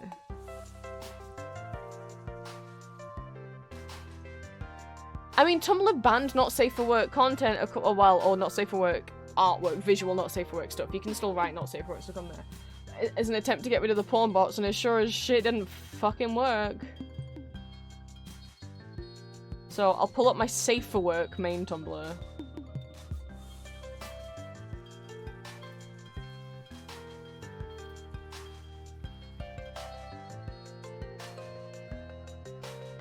Can I? Will you let me? Okay. Can I? Well, dear God.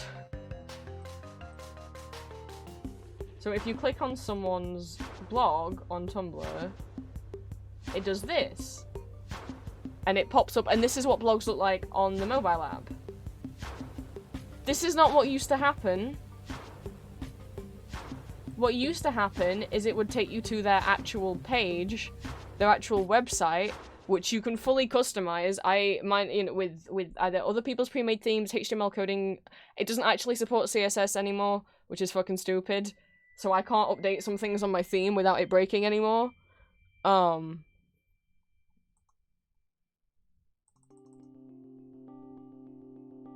like, you know, it's just, I'm sad that we're losing websites all looking different, and instead all of them slowly just looking the same. It's silly. I know I haven't done this for the Vampire Prince. I've been lazy and haven't found a theme I like. And like,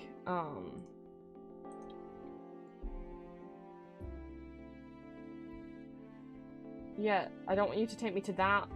I literally have to put in my European musical side blog, if you view the website on mobile, you're missing so much of the links and the resources. If the page will load. It might not load.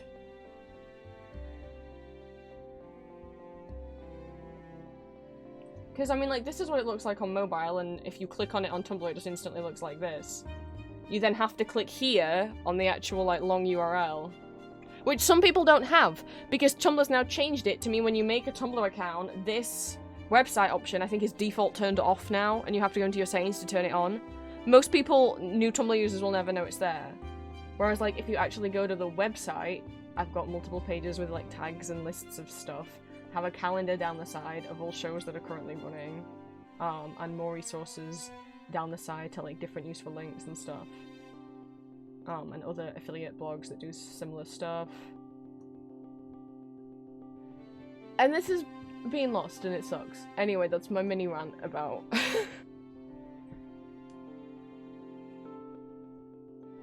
about stuff. I mean, I wish I had a smartphone a little bit earlier? It would have been nice, purely just to have, like, a little camera in my pocket, or also,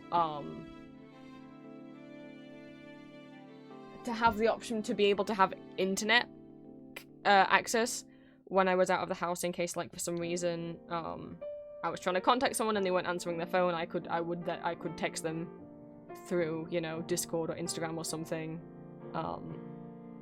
or if I, you know, wasn't getting signal but had Wi-Fi, so, you know, just as like an extra. Honestly, what I just wanted to be able to do is, like, check my emails while I was at college. That would have been nice. Otherwise I'd have to go to the library and go on a computer to be able to see what my teacher just sent us, you know?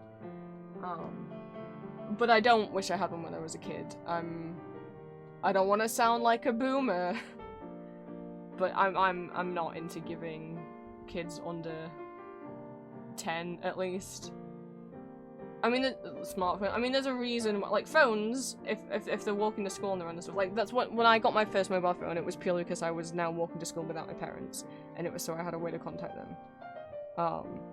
But there's a reason social media, you're not allowed to join it until you're 13. I think that will fuck your head up. I mean, my brain's a little messed up, and I didn't start going on social media until I was, like, I got my own laptop when I went to high school, so when I was 11. Before then, me and my mum and my sibling all shared the same family PC. My dad had his own separate PC for work. So I got a laptop when I was 11 because now I was going to high school. You know, my dad was like, yeah, you need to be able to do all your homework without your sibling hogging the PC. And all I found at first was YouTube. I did not, and then I think because I didn't have friends, so I didn't have people at school who were talking to me about like social media and stuff because I didn't have any friends. So I found YouTube, which isn't really is it a social media? You debate, but I found DeviantArt probably like a year later, and I used that, and then I got Tumblr when I was like about 13 because someone I know yeah, because I didn't learn.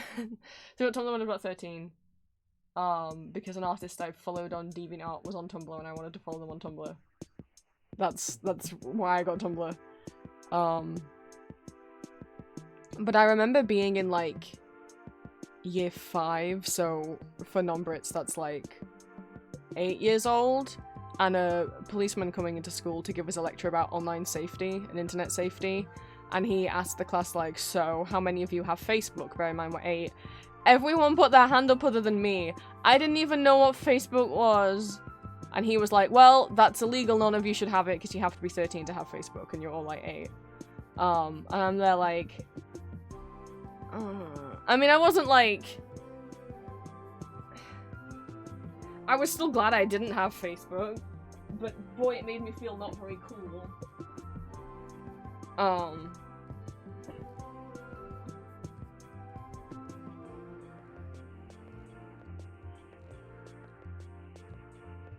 my fingerless gloves are like... I was wearing fingerless gloves because my hands were really cold, but I just had to take them off because I'm like, I think I'm itching, and oh yeah, my wrist is... That flared my eczema up. Uh-oh. Uh-oh.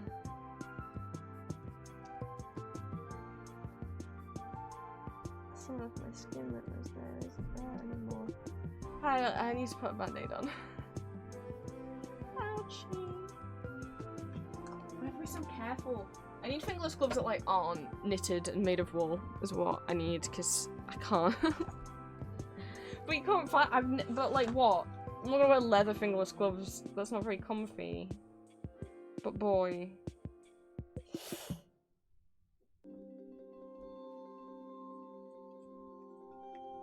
I used to be able to wear these fine, but now they always flare up my stupid skin. Someone who had unlimited internet access under the age of 10 incredibly against giving kids phones. Yeah. I remember, like... We don't see our cousins anymore, but I remember, like, the last time I saw them. And... God, how old were they? Like... They weren't older than 5. And they had a smartphone they were playing on, and I'm like, oh no! And that was... Well, I was like 7, so I'm not gonna do the math, but...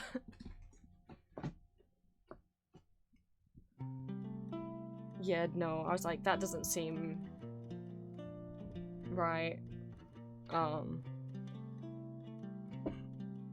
Because, I mean, the fact is, like... The amount- okay, so, like, a couple years ago, I made a plushie of Hug Your Wii from Poppy Playtime. Just for me, this was before, like, I am very much, I don't like Poppy Playtime or the devs, but this was before any shit had happened. And I just made a little plushie, and I made a little video of him doing a dance, and that thing has like 2 million views on TikTok. None of my other TikToks are near that amount of views. It just went crazy, and it resulted in a bunch of people following me. Sadly, mostly children. And I would see in their profile pictures, and I would block so many of them who were leaving comments, because I'm like, I can see in your, when I go on your profile in your videos, you are like under 10 years old, very visibly under 10 years old. And it's like, it's for so many, it's not even just like, oh, you know, the obvious like, well, there's predators online, like, which there are, but it's also like, TikTok, like, algorithms are weird. Sometimes, even though you would think by the 3 years that I've been using TikTok, that it would know what not to show me. Like, pretty much all the stuff that I follow is, like, cosplayers, trans people, artists, like, Comic-Con stuff, like, and a lot of Baldur's Gate at the moment. But sometimes something will slip through that is either very bigoted or very, like, conspiracy theory. I've heard that there's a lot of cults on TikTok, so, like, just misinformation. Not even necessarily, like, someone who's gonna directly message your child, but just videos full of misinformation that are gonna turn them into a horrible person if they watch them, you know?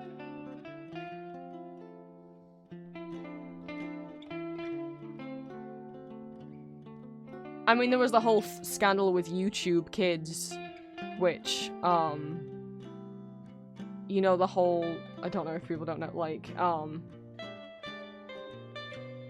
Spider-Man Elsa debacle, and, like, the amount of videos that were masquerading as child content, but were very clearly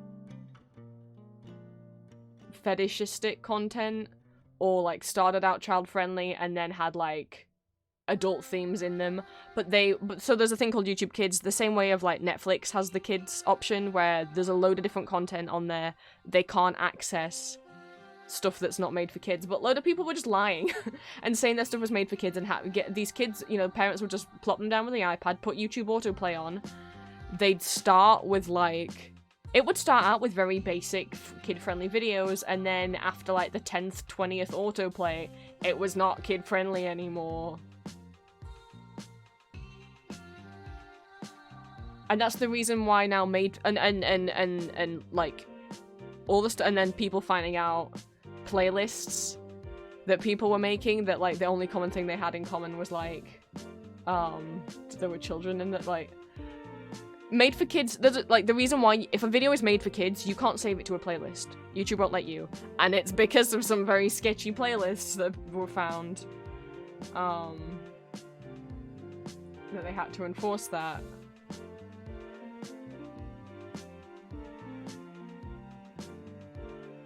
But, like, or, like, God, those of you who used to play Flash games, and anyone who remembers, like, old Flash dress-up games, boy, even stuff like that is so fucked up now. Like, when I was a kid, it was, like, dress up, maybe, like, a hair salon, maybe, like, a pet grooming thing, maybe, like, a baking thing, and now, it's, like, Barbie or Elsa or Moana,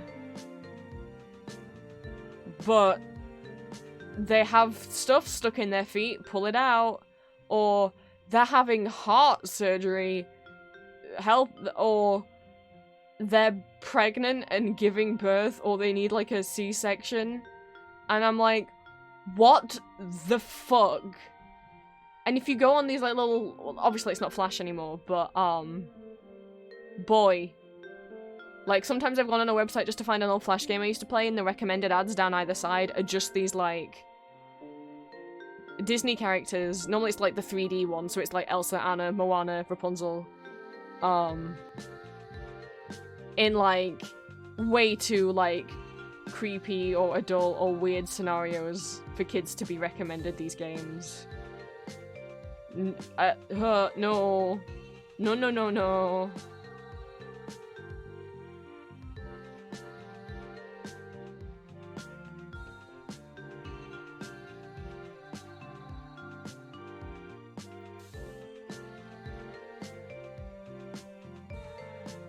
And even, like, even when I was online as a kid, I came across stuff that fucked me up. That, like, I wish I hadn't seen, that was, I don't necessarily want to say traumatizing, but, like, very uncomfortable, and, like, even now I think back to it and I'm like, huh. Or stuff that, like, messed me up in ways. And I didn't start going on social media until I was 13, which is, like, the recommended age. Although it wasn't necessarily on social media, it was, like, back in that day, YouTube wasn't very good at, like,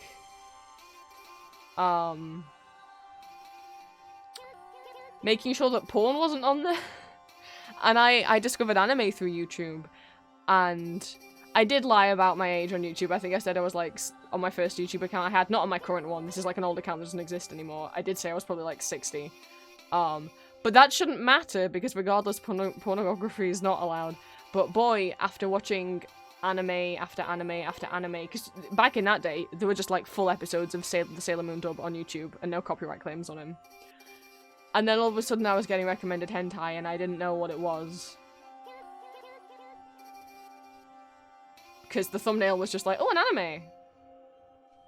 And I've always been way too curious for my own good, and even if something makes me uncomfortable, I'm like, I have to know how it ends though, but I'm gonna be uncomfortable if I don't know how it ends. And I don't know how this ends and I don't know what this is, so I ended up going onto websites. And, like you said, Cryptid, having internet-based problems with sexual things because of shit I saw online. Yeah, I definitely still feel like I was exposed too early. And also, like, if anyone has ever seen any, like, hentai, most of that stuff, at least the stuff that was getting pushed towards me on the internet,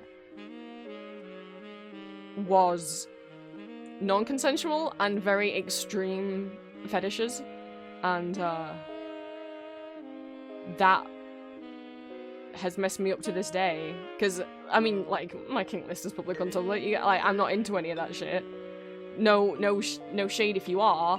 Just personally, I'm not. And I got issues around stuff because of it.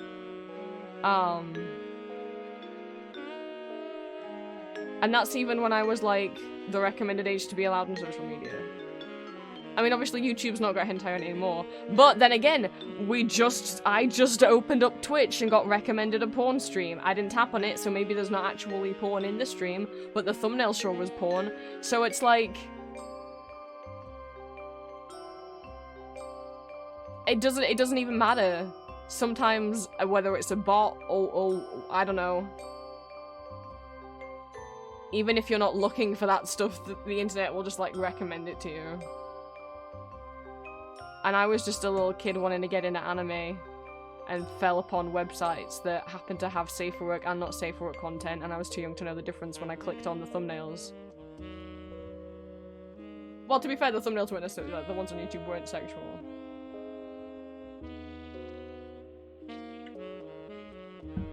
God, I can remember beat by beat the first one that I found on YouTube. I was not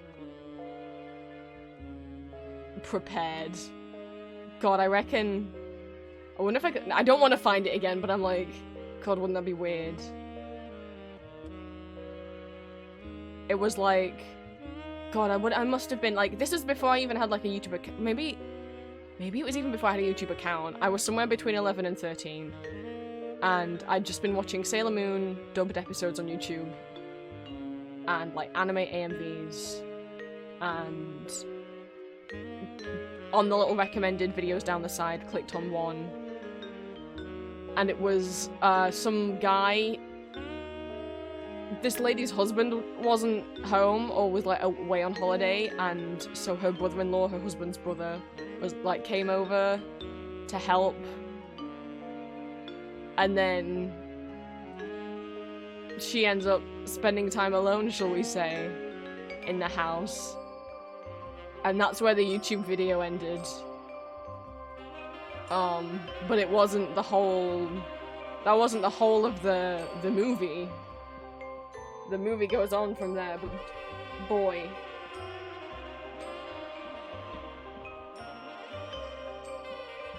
That shit was just on YouTube. No age restriction. Whereas at least now on YouTube, if something's marked for over 18 plus and has certain topics, even if you are over 18 on YouTube, it will still be like, do you want to watch this, you know? Well, I mean, straight up hentai's not allowed on YouTube anyway. But, Cryptid, I really appreciate saying that my community has helped you feeling comfy again with consuming 18 plus content, like... Something that I always try, especially on Tumblr, I've talked about it quite a few times, like...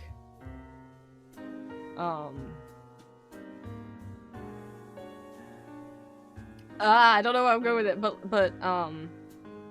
Well, I've talked about different topics and stuff, but definitely I've talked about it on Tumblr before, being like, I found stuff online way before I should have, and so being introduced to the most extreme and non-consensual fetishes before I even had time to see, like, the consensual vanilla stuff.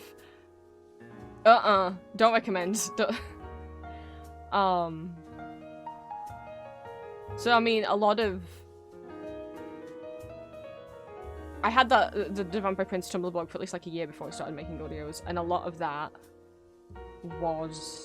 gave me the room, and engaging in the Not Safe for Work community on Tumblr helped me, like...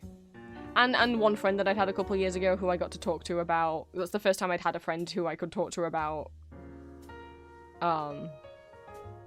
intimate stuff. And that really helped, because none of my friends before then had ever wanted to talk about that kind of stuff, and I'm like, who could I talk to? That it really was learning, like, one, what I personally am into, rather than the internet just kind of shoving everything at me. But trying to, like, yeah, heal in a way through having control over the kind of content I was consuming and making. I don't know if that makes sense. I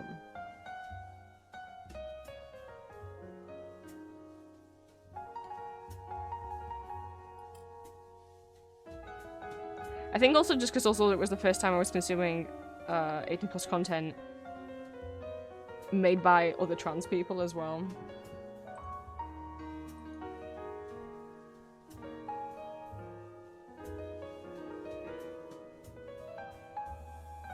Because that's definitely something I realized, that also I did not have a healthy relationship with sexual content and couldn't figure out how I felt about my own sexuality for a long time because I didn't know I was trans yet. And it's like, oh, you mean to tell me the reason why I could only feel comfortable consuming yaoi and I feared that I was, like, fetishizing gay men, wasn't actually because I was fetishizing gay men, it was just that when I consumed any straight, heterosexual, fix, or, you know, doja, whatever, I instantly thought I had to put myself in the perspective of the woman, and that made me uncomfortable, but all of a sudden when it was two men, then I had to put myself in the perspective of a man.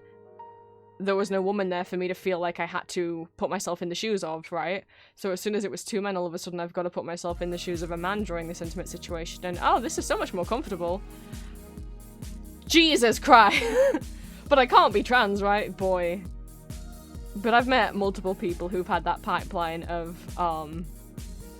consuming a lot of yaoi and being worried that you were a woman who was fetishizing gay relationships, only to realize, oh no, it's because I'm a man who likes men. I mean, in my case, you know, I'm omni-pan, you know, but, it was like, as soon as there was a woman in the story, I thought I had to put myself in her shoes. But as soon as there was two men, then I was forced to put myself in the shoes of a man, and I was like, oh, this is better. Oh, huh, wonder why.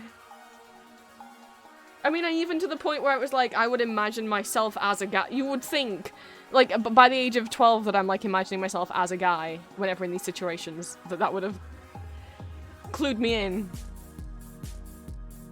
Happy time zones, welcome in. We're winding, well, I said, we are winding downstream, and then I got distracted by rambling about stuff.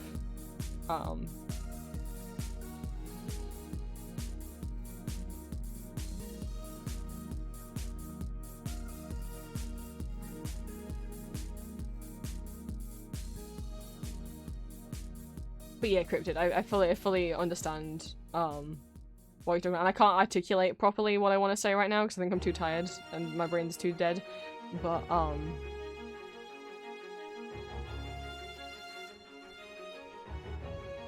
yeah. I'm sure I said it, I'm sure I phrased it better on Tumblr once when someone asked me about it in the past. I have no idea where the hell those asks will be, though. It was like a couple years ago.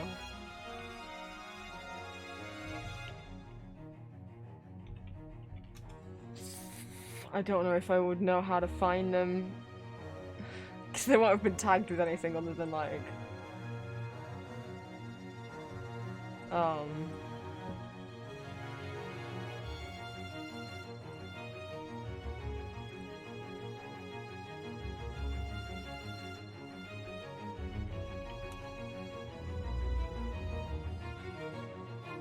God knows where they'll be.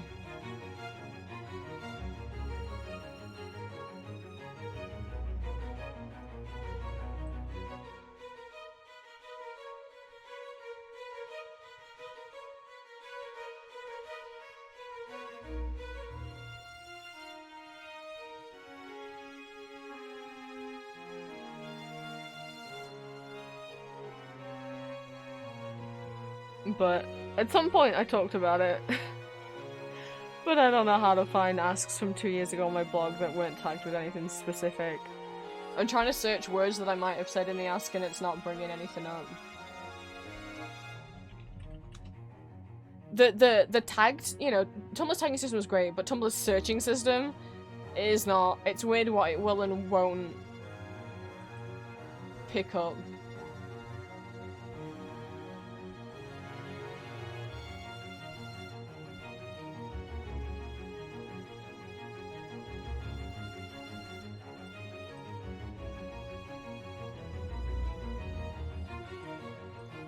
God, I really want to find that now, but I don't know what I would have said in it. That's like a word that I can search.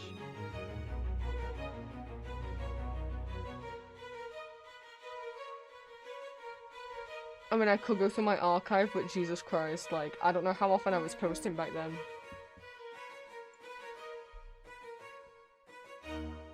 How come when I go to my archive page, I'm getting an advertisement to sign up for Tumblr? Like, I'm literally looking at this while logged in.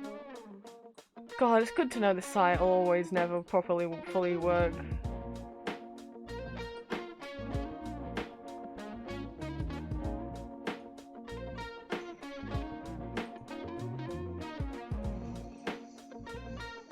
It should have been in 2021, but I don't know when.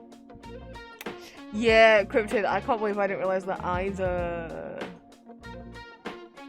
Like, searching for something by tags is great, but like using, like, okay, when you search in Tumblr, it will default take you to Tumblr / like, if you're searching for the word like if you're searching for Alice, right? And you type in American McGee's Alice, it'll take you to Tumblr /search / American McGee's Alice. It used to, like 7 years ago, take you to Tumblr /tagged / American McGee's Alice, so you'd only find posts that were tagged with it. Because what the tagged search does is only show you posts that are actually tagged with that. But what the /search does is take you to any post that has it in the tags, and also any post that says it in the actual text of the post. Which is not always the most helpful. So what you can do, and what I do, is in the URL bar, when it goes like Tumblr /search, right?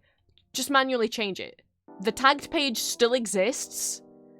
You just can't naturally find it very well. You can't do this at all if you're on mobile, but if you're on another reason why I don't use the Tumblr app, because the search function sucks, but if you're on PC, you can just change that search word to tagged, and then you'll only get stuff that's actually tagged with it. The tagged page is still there, it's just hidden away.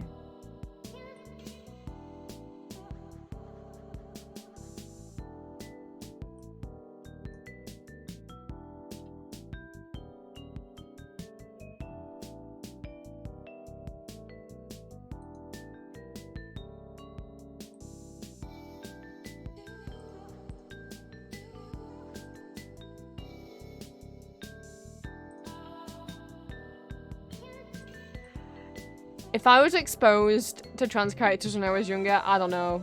Because by the time I knew Loki was gender fluid, I was... That was my first experience. Was gender fluid Loki in the Marvel comics. I would have been... maybe 16. And I kept being like... I was like... yeah, that would be cool. I wish I had that power, but I don't, so... I was like, yeah, if I definitely had that shapeshifting power, I definitely would shapeshift my body into another gender, but like another sex. But I don't, so what's the point?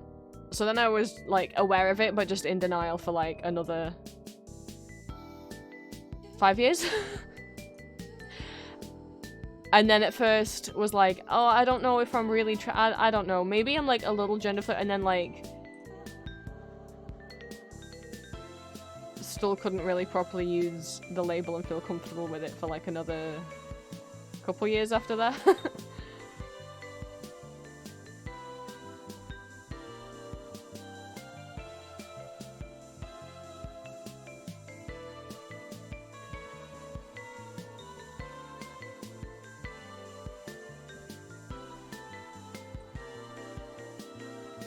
I need to stop thinking I can find this ask. It's forgot. It's somewhere in the ether. If you want to scroll past like 100 pages of me answering asks on Tumblr.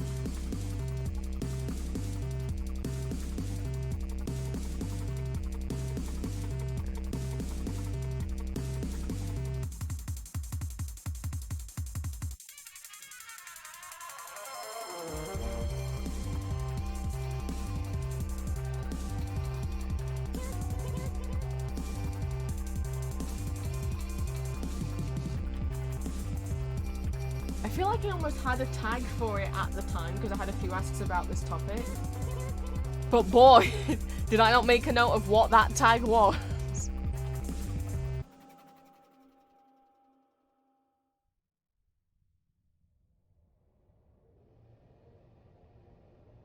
Like, I know I probably used the word YouTube in the post, but if I search my blog for the word YouTube, it's gonna come up with every single time I've posted one of my audios and linked to YouTube on my blog. Because whenever you post an embedded YouTube video on Tumblr, it automatically adds hashtag YouTube. I don't add that myself, it just does it automatically.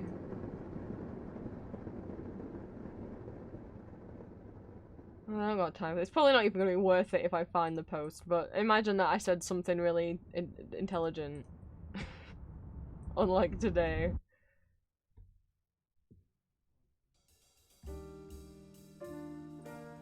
I really need to put a theme on my The Vampire Prince blog so it's not the default mobile endless scrolling theme and it actually has pages, because endless scrolling takes so long to load. If I just change it to a theme that actually has pages and only displays like 10 posts per page, then you can get to older posts so much quicker by just being like, on the URL just putting /page/20, you know, whatever.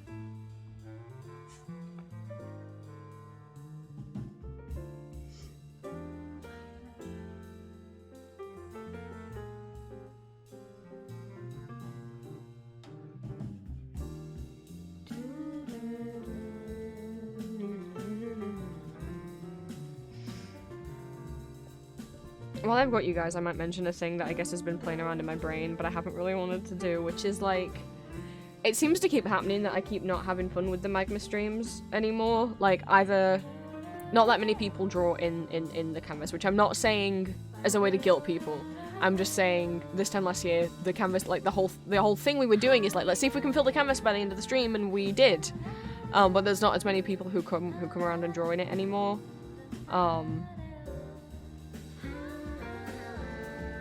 And obviously sometimes I get stressed out because I don't know what to draw, and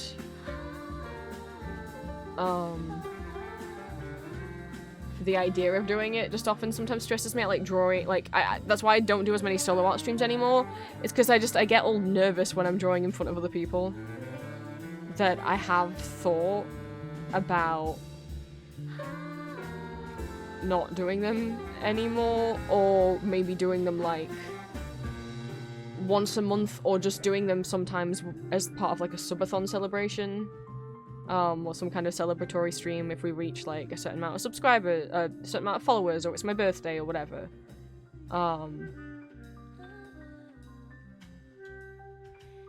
Because it's been quite a long time, it's been quite a while, there's been a drop off in the amount of people drawing in these streams, so I'm like, if it would be more fun for me to be doing, like, I don't know, but then I'm like, but then what else would do? Because I'm like, well, at the moment I'm playing a video game on Friday, so then Saturday could be just chatting and looking at, like, websites and stuff, like like that series I want to keep doing. But then once I finish playing Alice, Fridays will go back to be exploring websites and old Flash games and stuff. So then am I gonna do the same thing on Saturday as well? I don't know. I don't want to stop doing Magma for the reasons of, like, it used to be really fun, and I want it to be really fun again. And I want to have this thing that forces me to practice drawing every week. But I just get so nervous drawing in front of people. Maybe it's because I just don't do it as often anymore. And this isn't, I'm not saying this to, like, make anyone feel bad about not drawing, but it is a little disheartening and makes me think, oh, maybe I could be doing a more engaging streaming topic than Magma when not many people join to draw.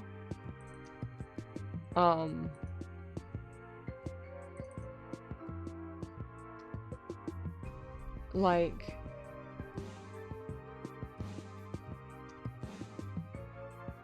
most of the ones this year have been like mostly empty. Whereas if I find a canvas from last year,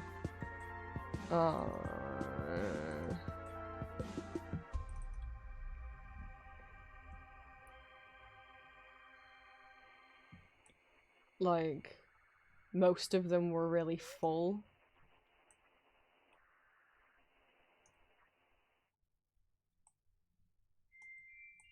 And drag some out from last year.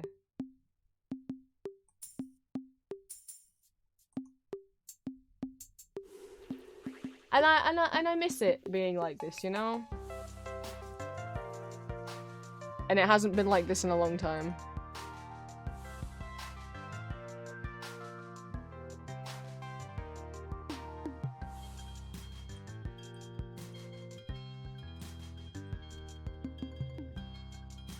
I don't know what else I do. Because I don't know if I can just chat every single week.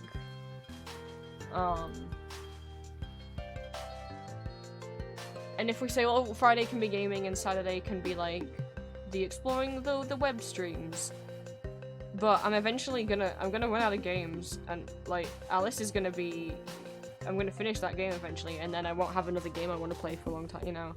I'm eventually gonna run out of games,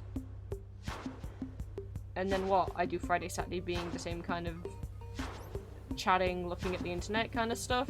I don't know how fun that was when I did those exploring the Neil.fun website. I had fun with it, but I don't know how fun it was for everyone else to watch.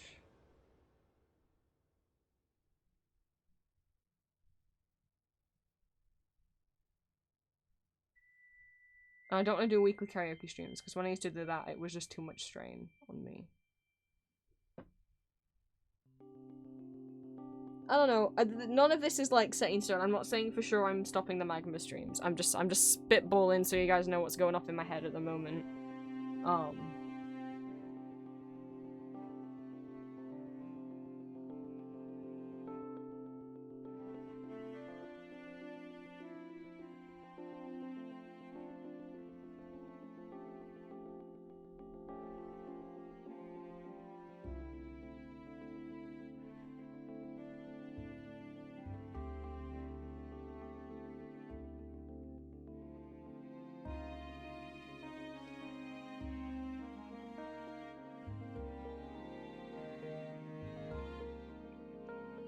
If you know Jackbox, that could be fun since Discord chat members can participate. I don't have Jackbox. I could get Jackbox. My thing is, a lot of Jackbox games make me uncomfortable. Well, one, I don't know if my PC would be able to handle them, because I'll be real, when I've done other games that allow viewers to be involved, like Words on Stream, and Words on Stream, if you've seen it, doesn't have very much going on graphics-wise, but my PC can't handle it. It would be so delayed that it was unplayable, because Words on Stream is like a timed thing, like you've got to be making words out of the anagram in a certain amount of time, and it was so delayed that we couldn't win a single game, because by the time people could see the anagram, the stage was like, the timer was already out, you know? But even if it doesn't do that, there's not many Jackbox games I'm seeing that I'm comfy with. Like, there's the Trivia Murder Party, I'm fine with. Apart from its very USA-centric trivia. Like, that game doesn't make me uncomfy, but I've never known at least half the answers, because I'm like, it's so USA-centric, USA, like, history, and, like, companies and celebrities, and I'm like, I don't know what any of these things are. But I love quizzes, but yeah. I And then a lot of the other ones, they're fun to watch. Like, I've watched Snapcube play Jackbox, and it's so fun to watch them. But I know I would not want to, like, any of the, like, the improv-based stuff. I can't come up with ideas on the spot. Yes, I do improvise my audios, but that's not in front of other people. I would just have a meltdown or a panic attack if I were playing one of the games that were like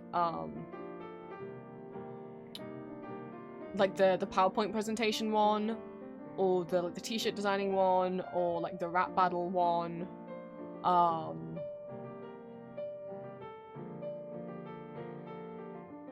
or the like Quiplash where you have to like come up with your own jokes and stuff, or like answers to jokes. All that kind of stuff makes me very uncomfortable.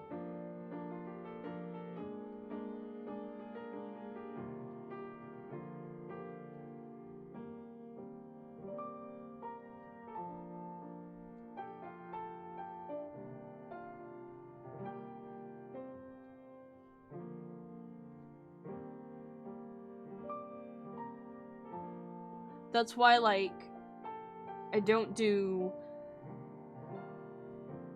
Gardic phone as well, even if it would work. I don't know if it would work on my PC, but or to stream on my PC, I mean, because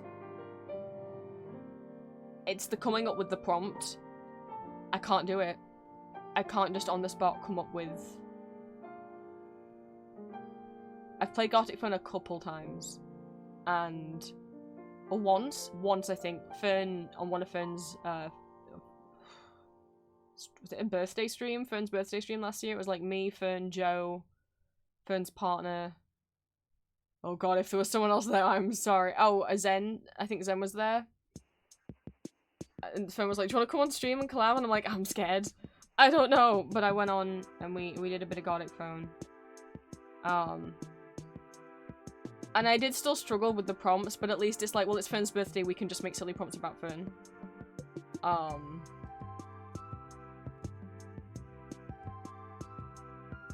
I do like the mode on Gartic Phone where it's like, everyone draws, like, someone draws something and then everyone else has to draw on top of it. I like using that to do, like, bases. Like, one of the ones I did is I just did, like, the camel dancing base, and then everyone else drew a different character on top of it. That's cute. I like that one, and seeing what different people make out of the same little template or doll base.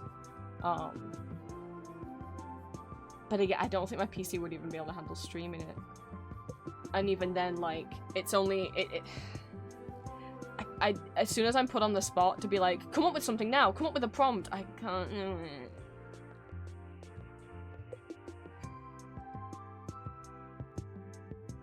I guess there's Scriblio, that you don't have to come up with a prompt for, but that is a matter of can me PC do it. Because that's the other thing, like, I'm sure there's a lot of things that people could suggest. But yeah, you guys gotta bear in mind, like, the reason, one, I don't play that many games because I don't enjoy playing games. Oh, I don't enjoy playing many games. There's a very few games that I enjoy playing. And also, my PC is at least 10 years old. I might be over 10 years old. How old? I don't know how old you are. But my PC's around 10 years old, and it uses an inbuilt graphics card. It doesn't have, like, it's just using inbuilt graphics. It doesn't have, like, an actual separate graphics card. So it's doing its best. That's why I don't stream in 1080p, because it can't. But it does a good job. But, like, for example, Alice runs really well on it, and I can stream playing American McGee's Alice just fine. But if I load up Power Wash Simulator and I'm not streaming, I can't play Power Wash without it lagging quite badly. It's real hard for me to play Power Wash on this PC. Without me streaming it, just playing it.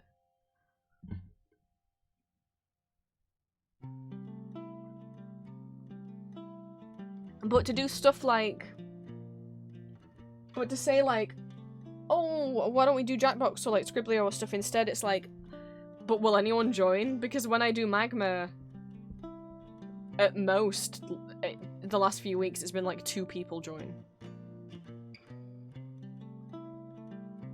Sometimes only one other person joins. You know? And that's not me trying to guilt things, I'm just like, I don't want to start a game and then no one join and then me be like, you know?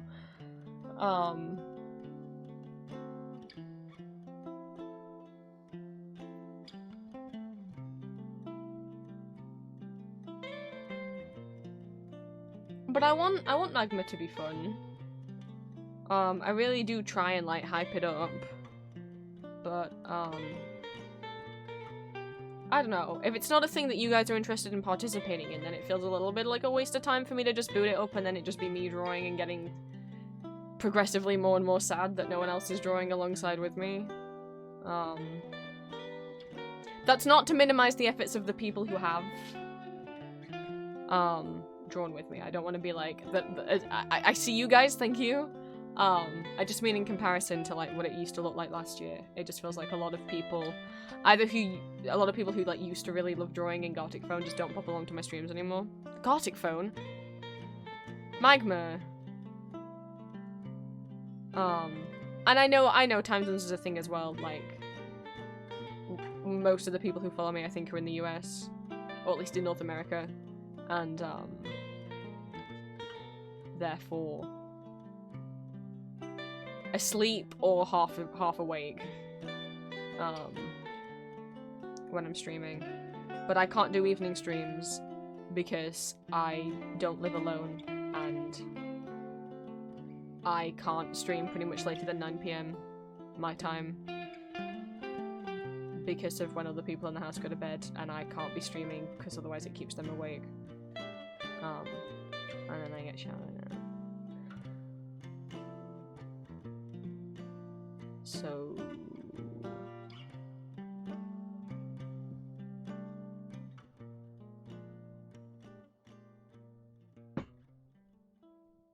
Sorry, that was my chair. It makes noises sometimes. Oh, welcome back. I've been saying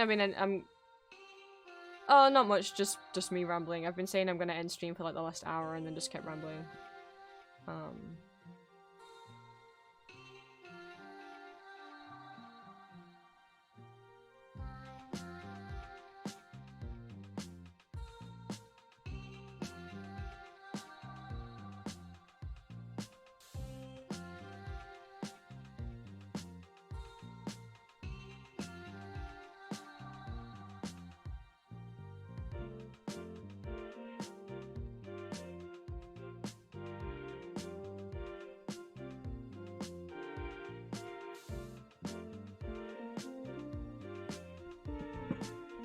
But that all happened because I opened Twitch to see if there was anyone I was gonna raid, and then I saw that thing.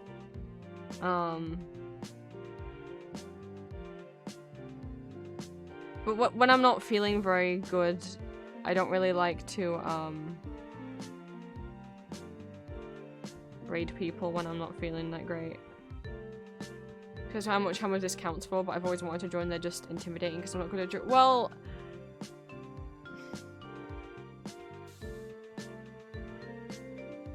I don't know how I can make them less intimidating because I always go out of my way to say, like, this is not, like, you do not have to be an art student or an artist to join the streams. It doesn't matter what art style you have, it doesn't matter how often you've drawn, it's just people doodling for fun.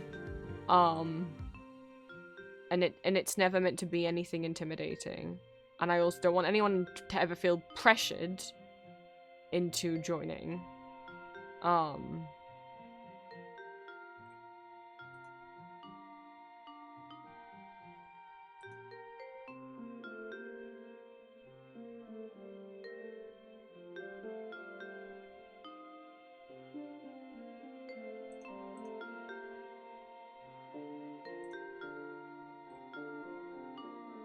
Like, the only times where I've had to intervene with Magma is when people have ignored the rules I set, which has been drawing, like, gore, and like blood and stuff, all one time. Someone joined, and well, they didn't so much draw vent art as in they wrote in big letters across the screen like a vent thing. I can't remember what exactly it was now, but I had to be like, don't do that. So as long as you don't do that,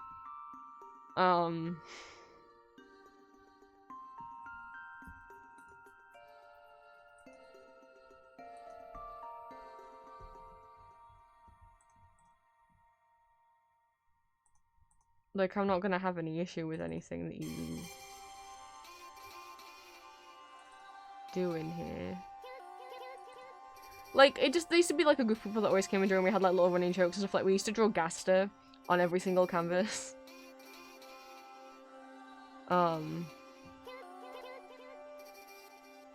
The good old days of drawing, as in the character from Undertale.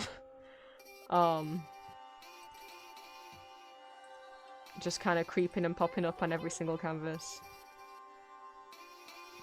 I was just wondering when you'd invite me back for a Thank you bite. for the hydrate.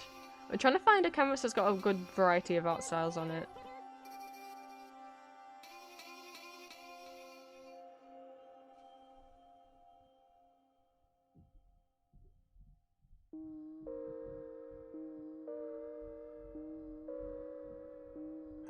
Oh goodness, there's a canvas here, and I assume this must have been done by Lucio, but I don't know for sure.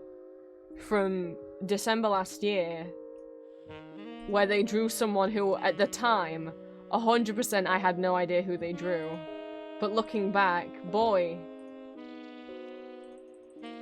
If only I'd known back in December that this man would once take over my life.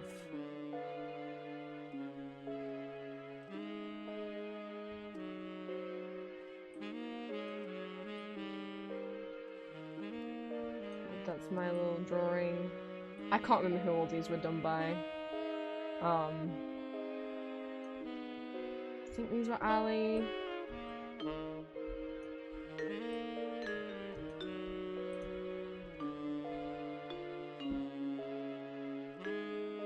And then we all used to draw like little hearts and stuff around each other's drawings.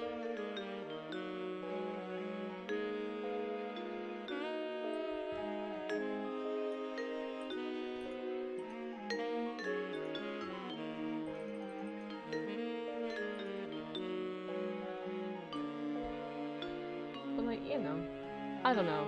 There's not meant to be any kind of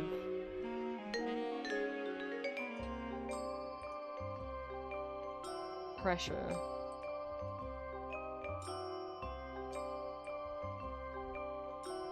Someone used to pop by and draw a little stickman, and now I can't find any of the stickmen.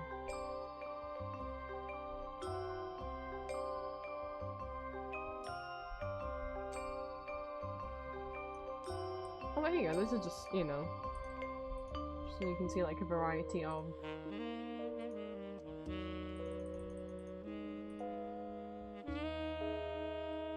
This was, I don't know if anyone will remember this weird trend, where people were saying the way to draw like really, like on the verge of tears anime eyes is to draw an Among Us with big shoes.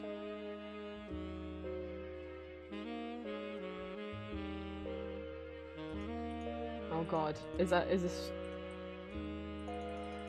Why am I reintroducing people to this concept? It's stupid. I don't even think I can do it anymore. You draw an Among Us wearing big shoes.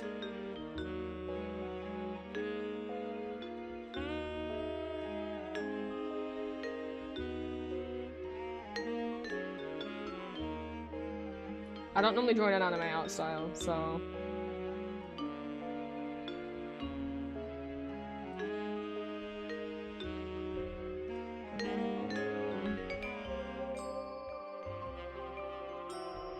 I'm not very good at doing like, I'm not good with mouths.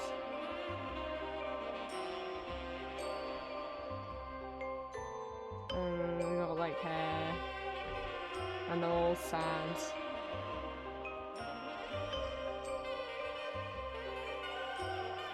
I do not normally draw an anime art style. Do not judge me on this. There you go. It's just an Among Us with big shoes.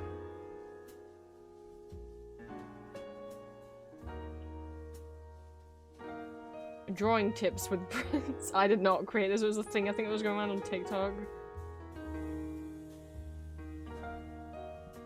But you got if it's just a regular Among Us, it doesn't work. It's got to have big shoes.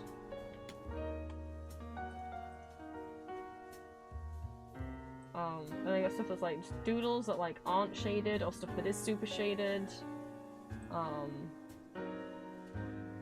And then just like little guys.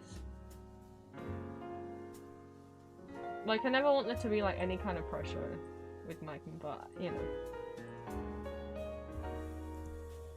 Oh, and I hear like I can't draw. It's like, well, everyone can draw. You might just not like you physically can.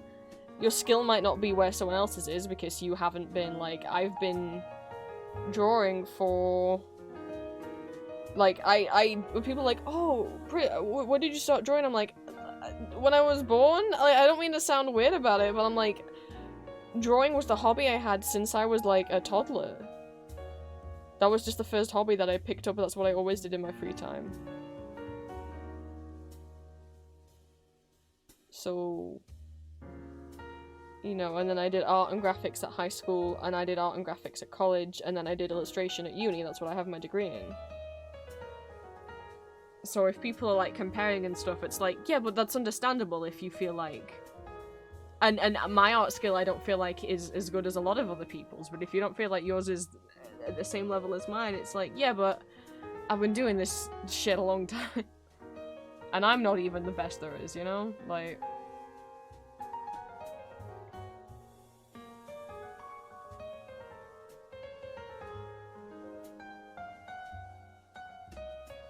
I can't believe I did a fucking big shoes mark. I mean, I probably will keep doing Magma and just hope that, like, you know, it's just like week after week and after week after week, I keep like, I don't know what it is. Like, I'm like, it's not that like I never get upset before a Friday stream, but I'm just so excited to do the stuff that I do on Friday that maybe it doesn't matter. I don't know, but then it's just consistently. And I don't know if it's like maybe maybe streaming takes a lot out of me, and so I'm already like more predisposed to being upset. I have no idea, but I know that like on either Friday evenings or Saturday mornings or Saturday like lunchtime, something always happens by. People must like so be like, what could possibly keep happening that keeps making Prince too upset to stream and like my mom isn't very nice. There you go. Don't tell. It's the main, if not only reason. Well, not only reason. I want to get my own place just for me as well. But you know, why I'm trying to move out. Well, trying to get enough money to be able to move out and to be able to have a consistent enough monthly income to be able to pay rent, because I do pay rent to live here, but obviously it's less than what I would pay if I was living somewhere else. So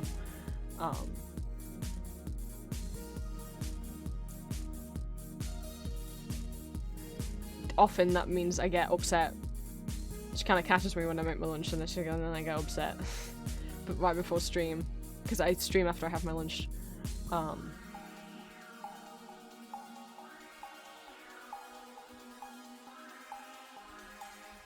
just want to go into a Magma stream without having been upset, you know? It's too much task. Maybe I'm just not in the right mood today. I felt funky last night. I don't know why. I hope that changes.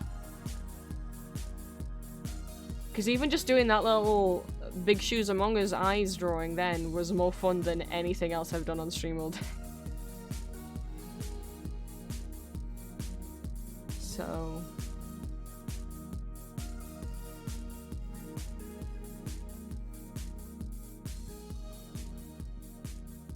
I don't think I'll stop doing the Magma streams, but thank you guys for letting me kind of ramble about my thoughts on it. Maybe at the very least what I can do is if I really don't feel like doing a Magma stream, I could at least stream something else. Because how I've been treating it is that Saturday is Magma day. And if I don't feel like streaming Magma, then I can't stream at all, and it's like, that's a bit silly. Because I do want to keep doing 2 streams a week. But it's a bit silly to be like, just because I don't feel up for Magma doesn't mean that I can't stream. But I've kind of had that mentality of like, but it's Magma Saturday, that's what I keep calling it. What if I stream something else and then everyone in chat's like, what the fuck, this isn't Magma, you promised it would be Magma. And then they get mad at me.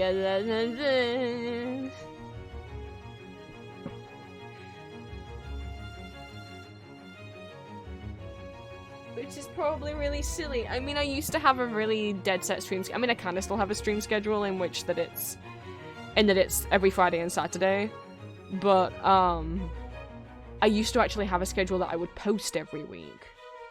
Whereas now I don't, and it's so much more freeing. Even though I know I stream Friday, Saturday, the fact that I don't post the specific time, which it's meant to be 1 PM my time, but it normally ends up being more like 2 or 3.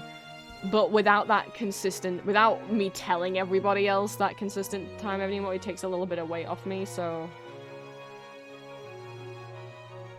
Maybe Fridays will be games, if I have one that I'm currently playing. If not, it will be like a just chatting or like looking at websites and stuff.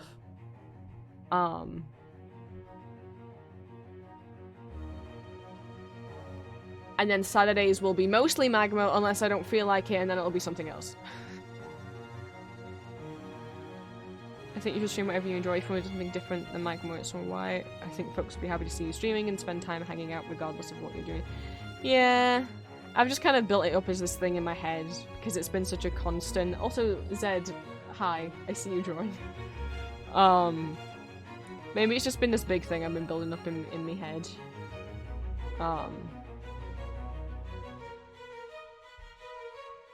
And it really didn't need to be. So maybe Saturdays will be like mostly Magma, but also if I'm not feeling it, then maybe something else. Like I'll aim for it to be Magma, but if I don't feel like it, I won't just panically cancel the stream.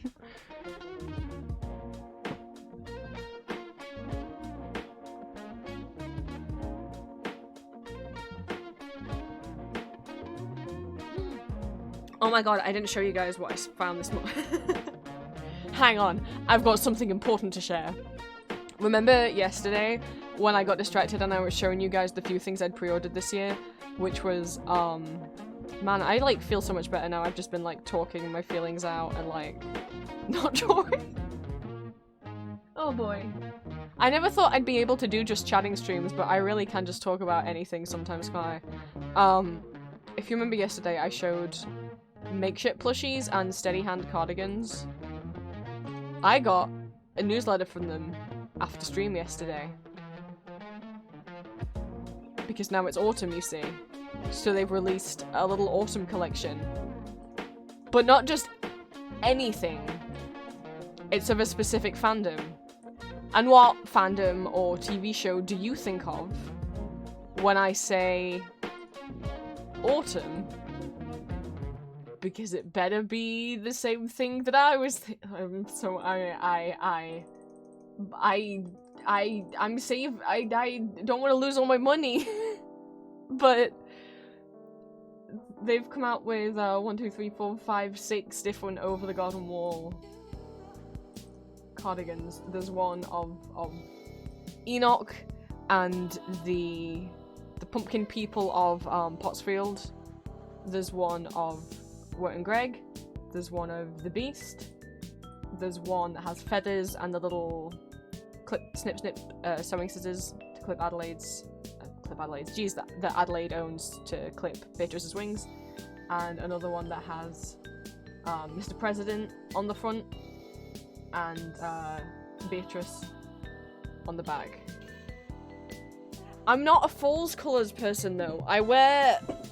The only colours I really like wearing is like black and red and white and silver. But boy, I love Over the Golden Wall. If the Beast one was black and white, 100%. But it's like, he's on the and I got long hair. Like, if I wore the Beast one, yellow's like my least favorite color. It's just, it's eye strainy to me. No offense, yellow. It's just eye strainy to me. I don't like wearing it. And that is very yellow and orange. It's very much not the colors that I like to wear. And also, like, you won't even be able to see the Beast because he's on the back and my hair will cover him up. Where? And I love Enoch too, but again, and he's on the back and no one's gonna see him. But I love him.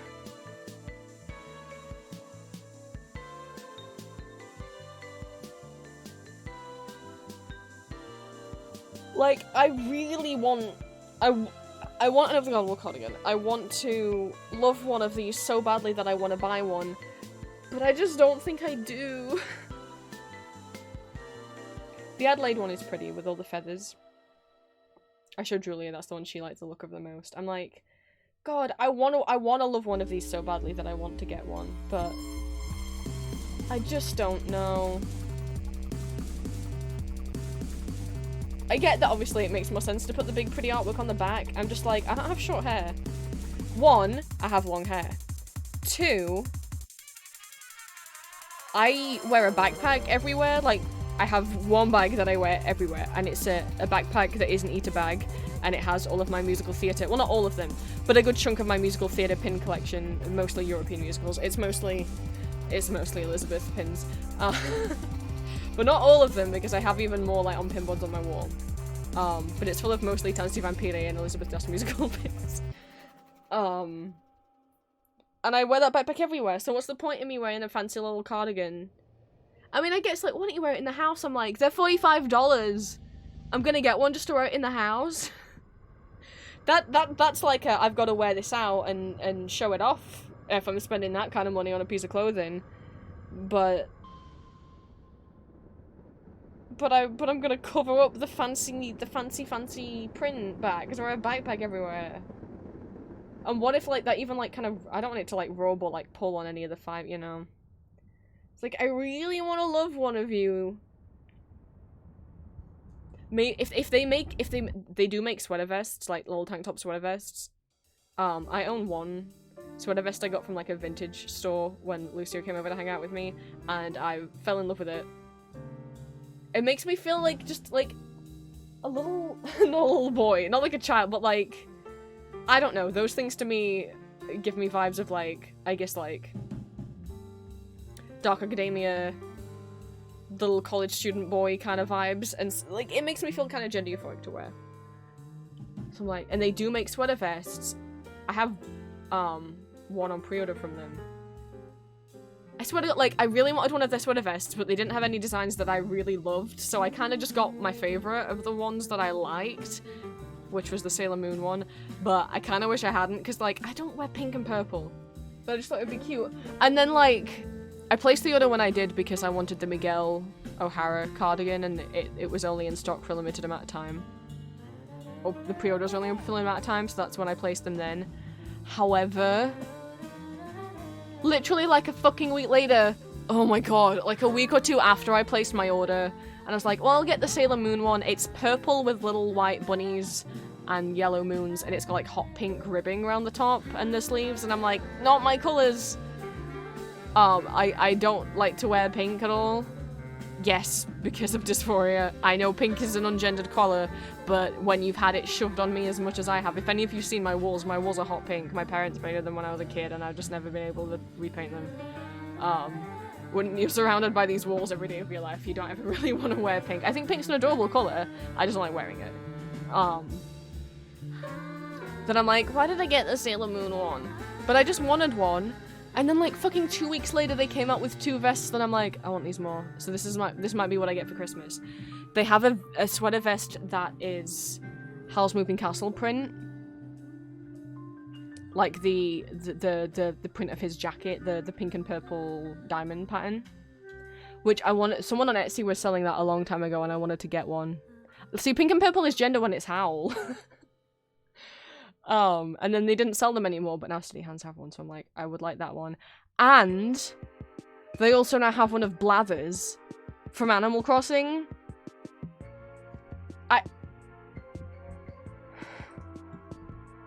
I'm sorry. Why weren't these if those had been available, I would not have bought when I placed my order. But I had to place the order then if I wanted the Miguel one. So I should have just like not done that. I'll show you the one I got and I'll show you the ones I want. I don't hate it. I'll wear it in the house, but I might not wear it out. But this is the one that I ordered. It's still cute. It's like low-key Sailor Moon merch. But I wouldn't have ordered it if this had been available at the time. And this one, are you kidding? I can be the museum elf from Animal Crossing. There's one of Celeste as well, if you would prefer to be the little girl owl. The Celeste one's like more pink toned. I won't be a museum owl. I might get this. I had no idea. I didn't know what to ask my parents for my birthday. I just had them get me like a new external hard drive for my PC. Because I've reached the ripe old age of 25, where all of a sudden you don't know what you want. You don't have anything you want for your birthday or Christmas anymore, and you're like, am I gonna ask them to get me socks? There's just not very many things that I see that I want to buy. I don't have the urge to buy stuff often anymore. Yes, I do buy a lot when I'm at Comic-Con, but that's different because I'm going out to a place that has stuff. In terms of like, find something and we'll online and we'll get it you. I'm like, I don't know. Like, I don't go out shopping. Like, Comic-Con's my one shop of the year. And, I don't really buy stuff online anymore because I'm really happy with the collection of stuff I have at the moment. I don't feel like I need to add to it. Also, my room is full. If I got any more, I'd have to throw things away, you know? So I only get stuff when the rare thing happens, like the Wally Darling plushing coming out. I mean, like, I'll always... here's the thing. What I mean is, like, look, this isn't like I'm not hard to buy gifts for. I don't mean this in a way of, like, don't buy me gifts. I just mean, like I have a throne list. You can see the kind of stuff that's on there. Like, I'm always going to welcome more official or fan-made merch of Castlevania, Hades, any of the musicals that I like, Undertale, like, so many stuff. Or just, like, any gothic jewelry or accessories or anything like that, you know. What I say when it's hard for me to pick something for my parents to get for me, because I have to send them a link to something specific to get. My family don't do surprise gifts. It's not just like, give us a list of general ideas and we'll pick something. It's, I have to pick it and then tell them to get it me. And I'm like, I don't know. Like, if you want to get me something as a surprise, that's fine. And I'll be like, oh. But, like my friends and, like, Julia and stuff, like, get me surprises, and I love, you know. But give us, like, a big thing to get you, I'm like, I don't know. Honestly, I'd kind of rather you just give me the money, and then I can use that to put towards going to my next Comic-Con, or, like, I may or may not be going to a con in January. I'm honestly thinking of not going. I already bought the ticket. But I bought the ticket because a friend of mine was going to come. And we were going to go together, so I wasn't going on my own. I only went because they said they wanted to go. And I was like, cool. And then my first con in London won't be on my own. But now they probably aren't coming. And I'm like, I don't know anyone else who's going. And I don't really want to go to a big con in London on my own. When I've never been to this, like, event space before. And, like, the price of the hotel and stuff, I could just save some hundreds of pounds and put it towards another trip. Like, I'm still going to, you know, a Comic-Con in the spring and a Comic-Con in the summer. I could put it towards those, and also, I'm taking my dad to London to see Hadestown when that comes to the West End next year. So that's, and I'm paying for all of it, like, I'm treating him for that. So that's, you know, I'm like, just give me the money and I can put it towards, you know, and hopefully, like, the other reason I'm thinking of not doing Comic-Con, and I'm almost like, just give me the money for Christmas that you were gonna, because there's a specific budget that they give for us, and I'm like, I'm so tempted to just ask for it, because, me and Julie are really aiming to meet up next year, and I would much rather have more spending money for that, you know, and also just more savings for that, because, like, plane tickets and hotels and Airbnbs aren't cheap.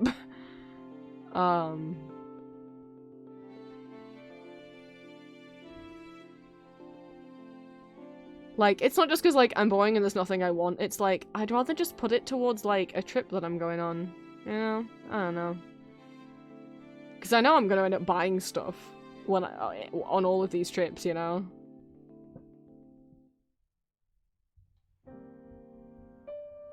But the bladder, this is really cute. This is really cute.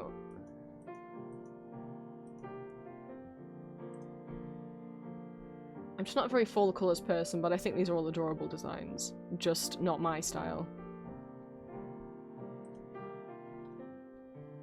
Oh, Zed! This is cute. You know, before let's do a tour. We've got this. Among Us. We've got Galactic drew a little Alice. Cherry drew a little doodly doos. And Zed's coming and giving us some pretty little plants? Plants. Oh.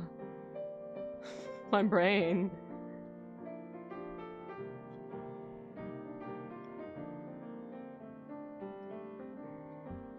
Like, I don't know. No one's ever told me I'm hard to buy for, because it's like, literally, you could give me, like, give me some of my favorite snacks. I love Cheeselets. I love plain, like, ready salted Pringles.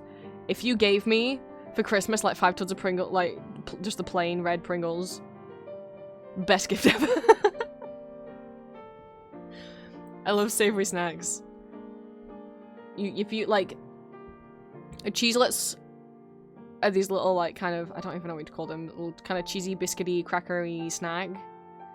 And I love them. And you can get them in little packs, but at Christmas, they sell them in these, like, big tubs. Like, imagine, like, a Pringles tub, but if it was a bit shorter and way wider. And also, Cheeselet tubs are 100% recyclable, so I don't get why the fuck Pringles tubs are, like, not. Anyway. It's my pet peeve. Is Pringles tubs not being easy to recycle, even though there's other food in the similar kind of tubs that are. But literally, like, it's a kind of a running thing whenever it's Christmas that I will get a couple of these big old tubs of Cheeselets, and that's the best gift of the year.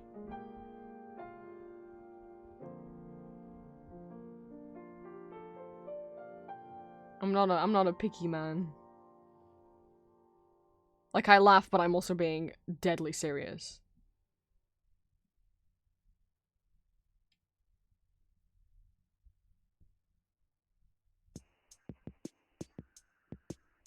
What cardigan just made me think of the shop morning. Wait, I don't know what that is.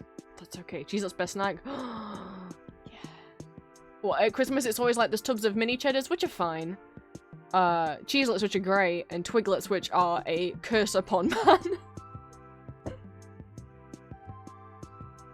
No shade to anyone who likes Twiglets. Boy, to explain Twiglets. So we have a thing in the UK called Marmite. I personally like Marmite. It's a spread. You can put it. You put it on toast. Or I guess anything else, but normally toast. You're insane if you put it on stuff other than toast. And you don't put a lot of it on because it's very powerfully tasting stuff. It's made of yeast extract.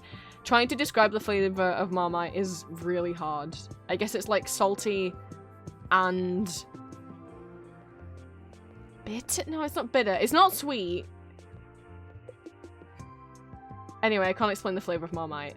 But, so, I personally like Marmite. Marmite is one of those things, the whole kind of tagline is you either love it or you hate it, because a lot of people do hate them. Do completely hate it and think it's disgusting. But I personally like Marmite. So take it from someone who really, really likes Marmite, that Marmite flavored things are disgusting.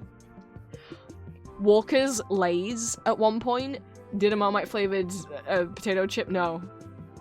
So Twiglets are like tiny little twig-shaped savory biscuit pretzel things but Marmite flavor. No, this is so bad. I will show you what a cheeselet is. They're very good. I love them.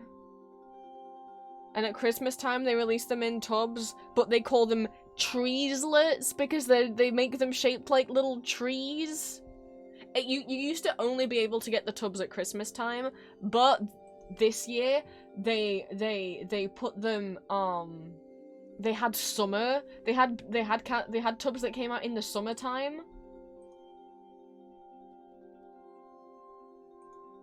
Yes, please.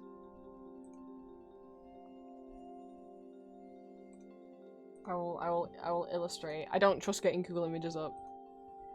Cheeselets. They're quite thin.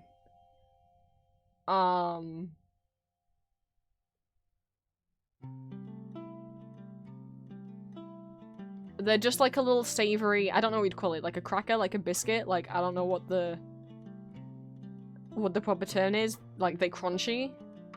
But thicker than a potato chip, but not very thick, and they're like kind of soft.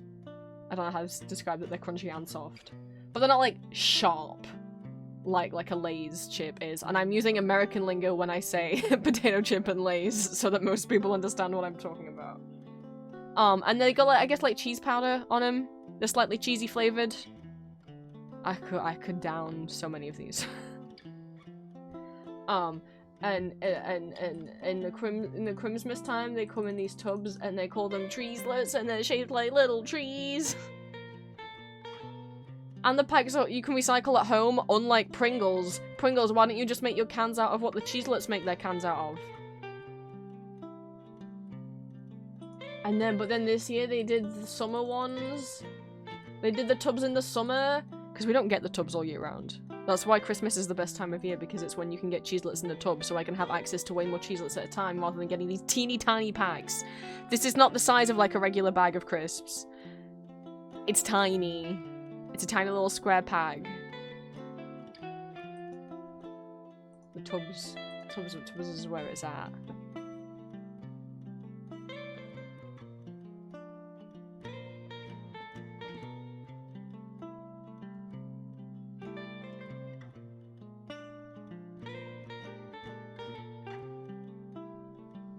Like, I'm really not that picky of a, like, if one person were to get me, like an enamel pin of my favorite character, and another person were to get me the cheeselets, I would love both gifts equally, even though I will eat the cheeselets in, like, a couple days. They will be equally as good gifts to me. I am not... I mean, I'm like, okay, I may be a picky eater, but I'm not picky about gifts that I receive.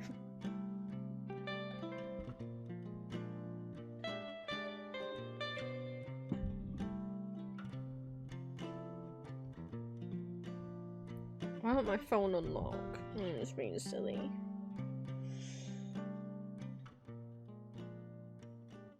I can't check Twitch on my computer while I'm streaming because it freaks out, so I have to check it on my phone.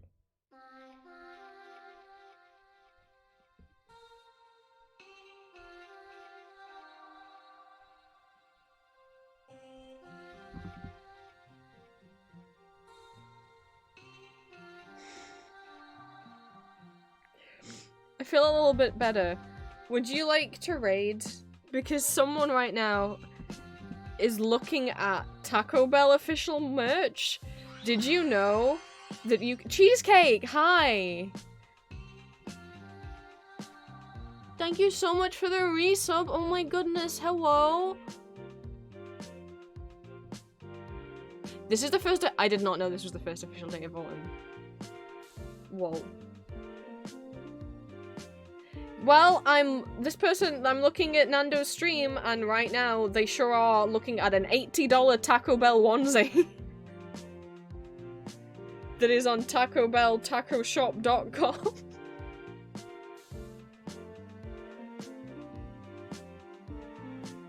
So I think we have to raid Nando. Because, I mean, we have to know. Oh my god, there's a Christmas sweater? It's $50. I got to know.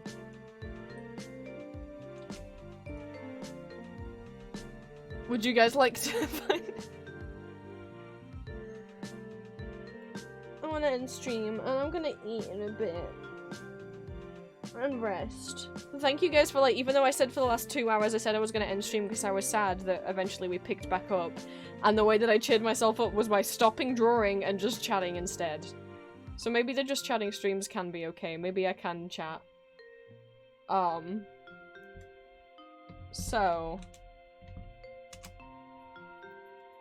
if you are not subscribed to me, you can copy and paste the message that Stream Elements just posted, and if you are subscribed to me, you can copy and paste the message that I posted, and you can paste them over in Nando's chat. It would really help me out, even if after we raid, you guys have to go, get stuff done, you know, I've got stuff to get done, and also, I need to lay down. It still, like, helps us both out a lot just for you to come along with the stream, even if you don't stick around. But if you do like what you see with Nando, Nando's a friend, it would be really nice if you guys would check him out. They're on the Taco Bell taco shop, which is a thing. Just wondering when you'd invite me back for a bite. I don't know how much longer they're going to be looking at it and what they're going to do instead. He shouldn't really be away. I don't think he's meant to be away. It's a bit early, but... he's awake a little bit early, I guess. We'll go say hi to Nando Bear. He's a little panda bear. He's using the slime model today. A lot of funky commands if you say the word prince. If you say, specifically if you say my name in his chat, a thing will happen. So enjoy what will happen when you post the raid message in there. Same if you say Julia's name as well. And I will see you guys on Friday for more Alice. I can and hopefully I will be free of Bugtown. I don't want to be in Bugtown anymore. I'll see you guys around.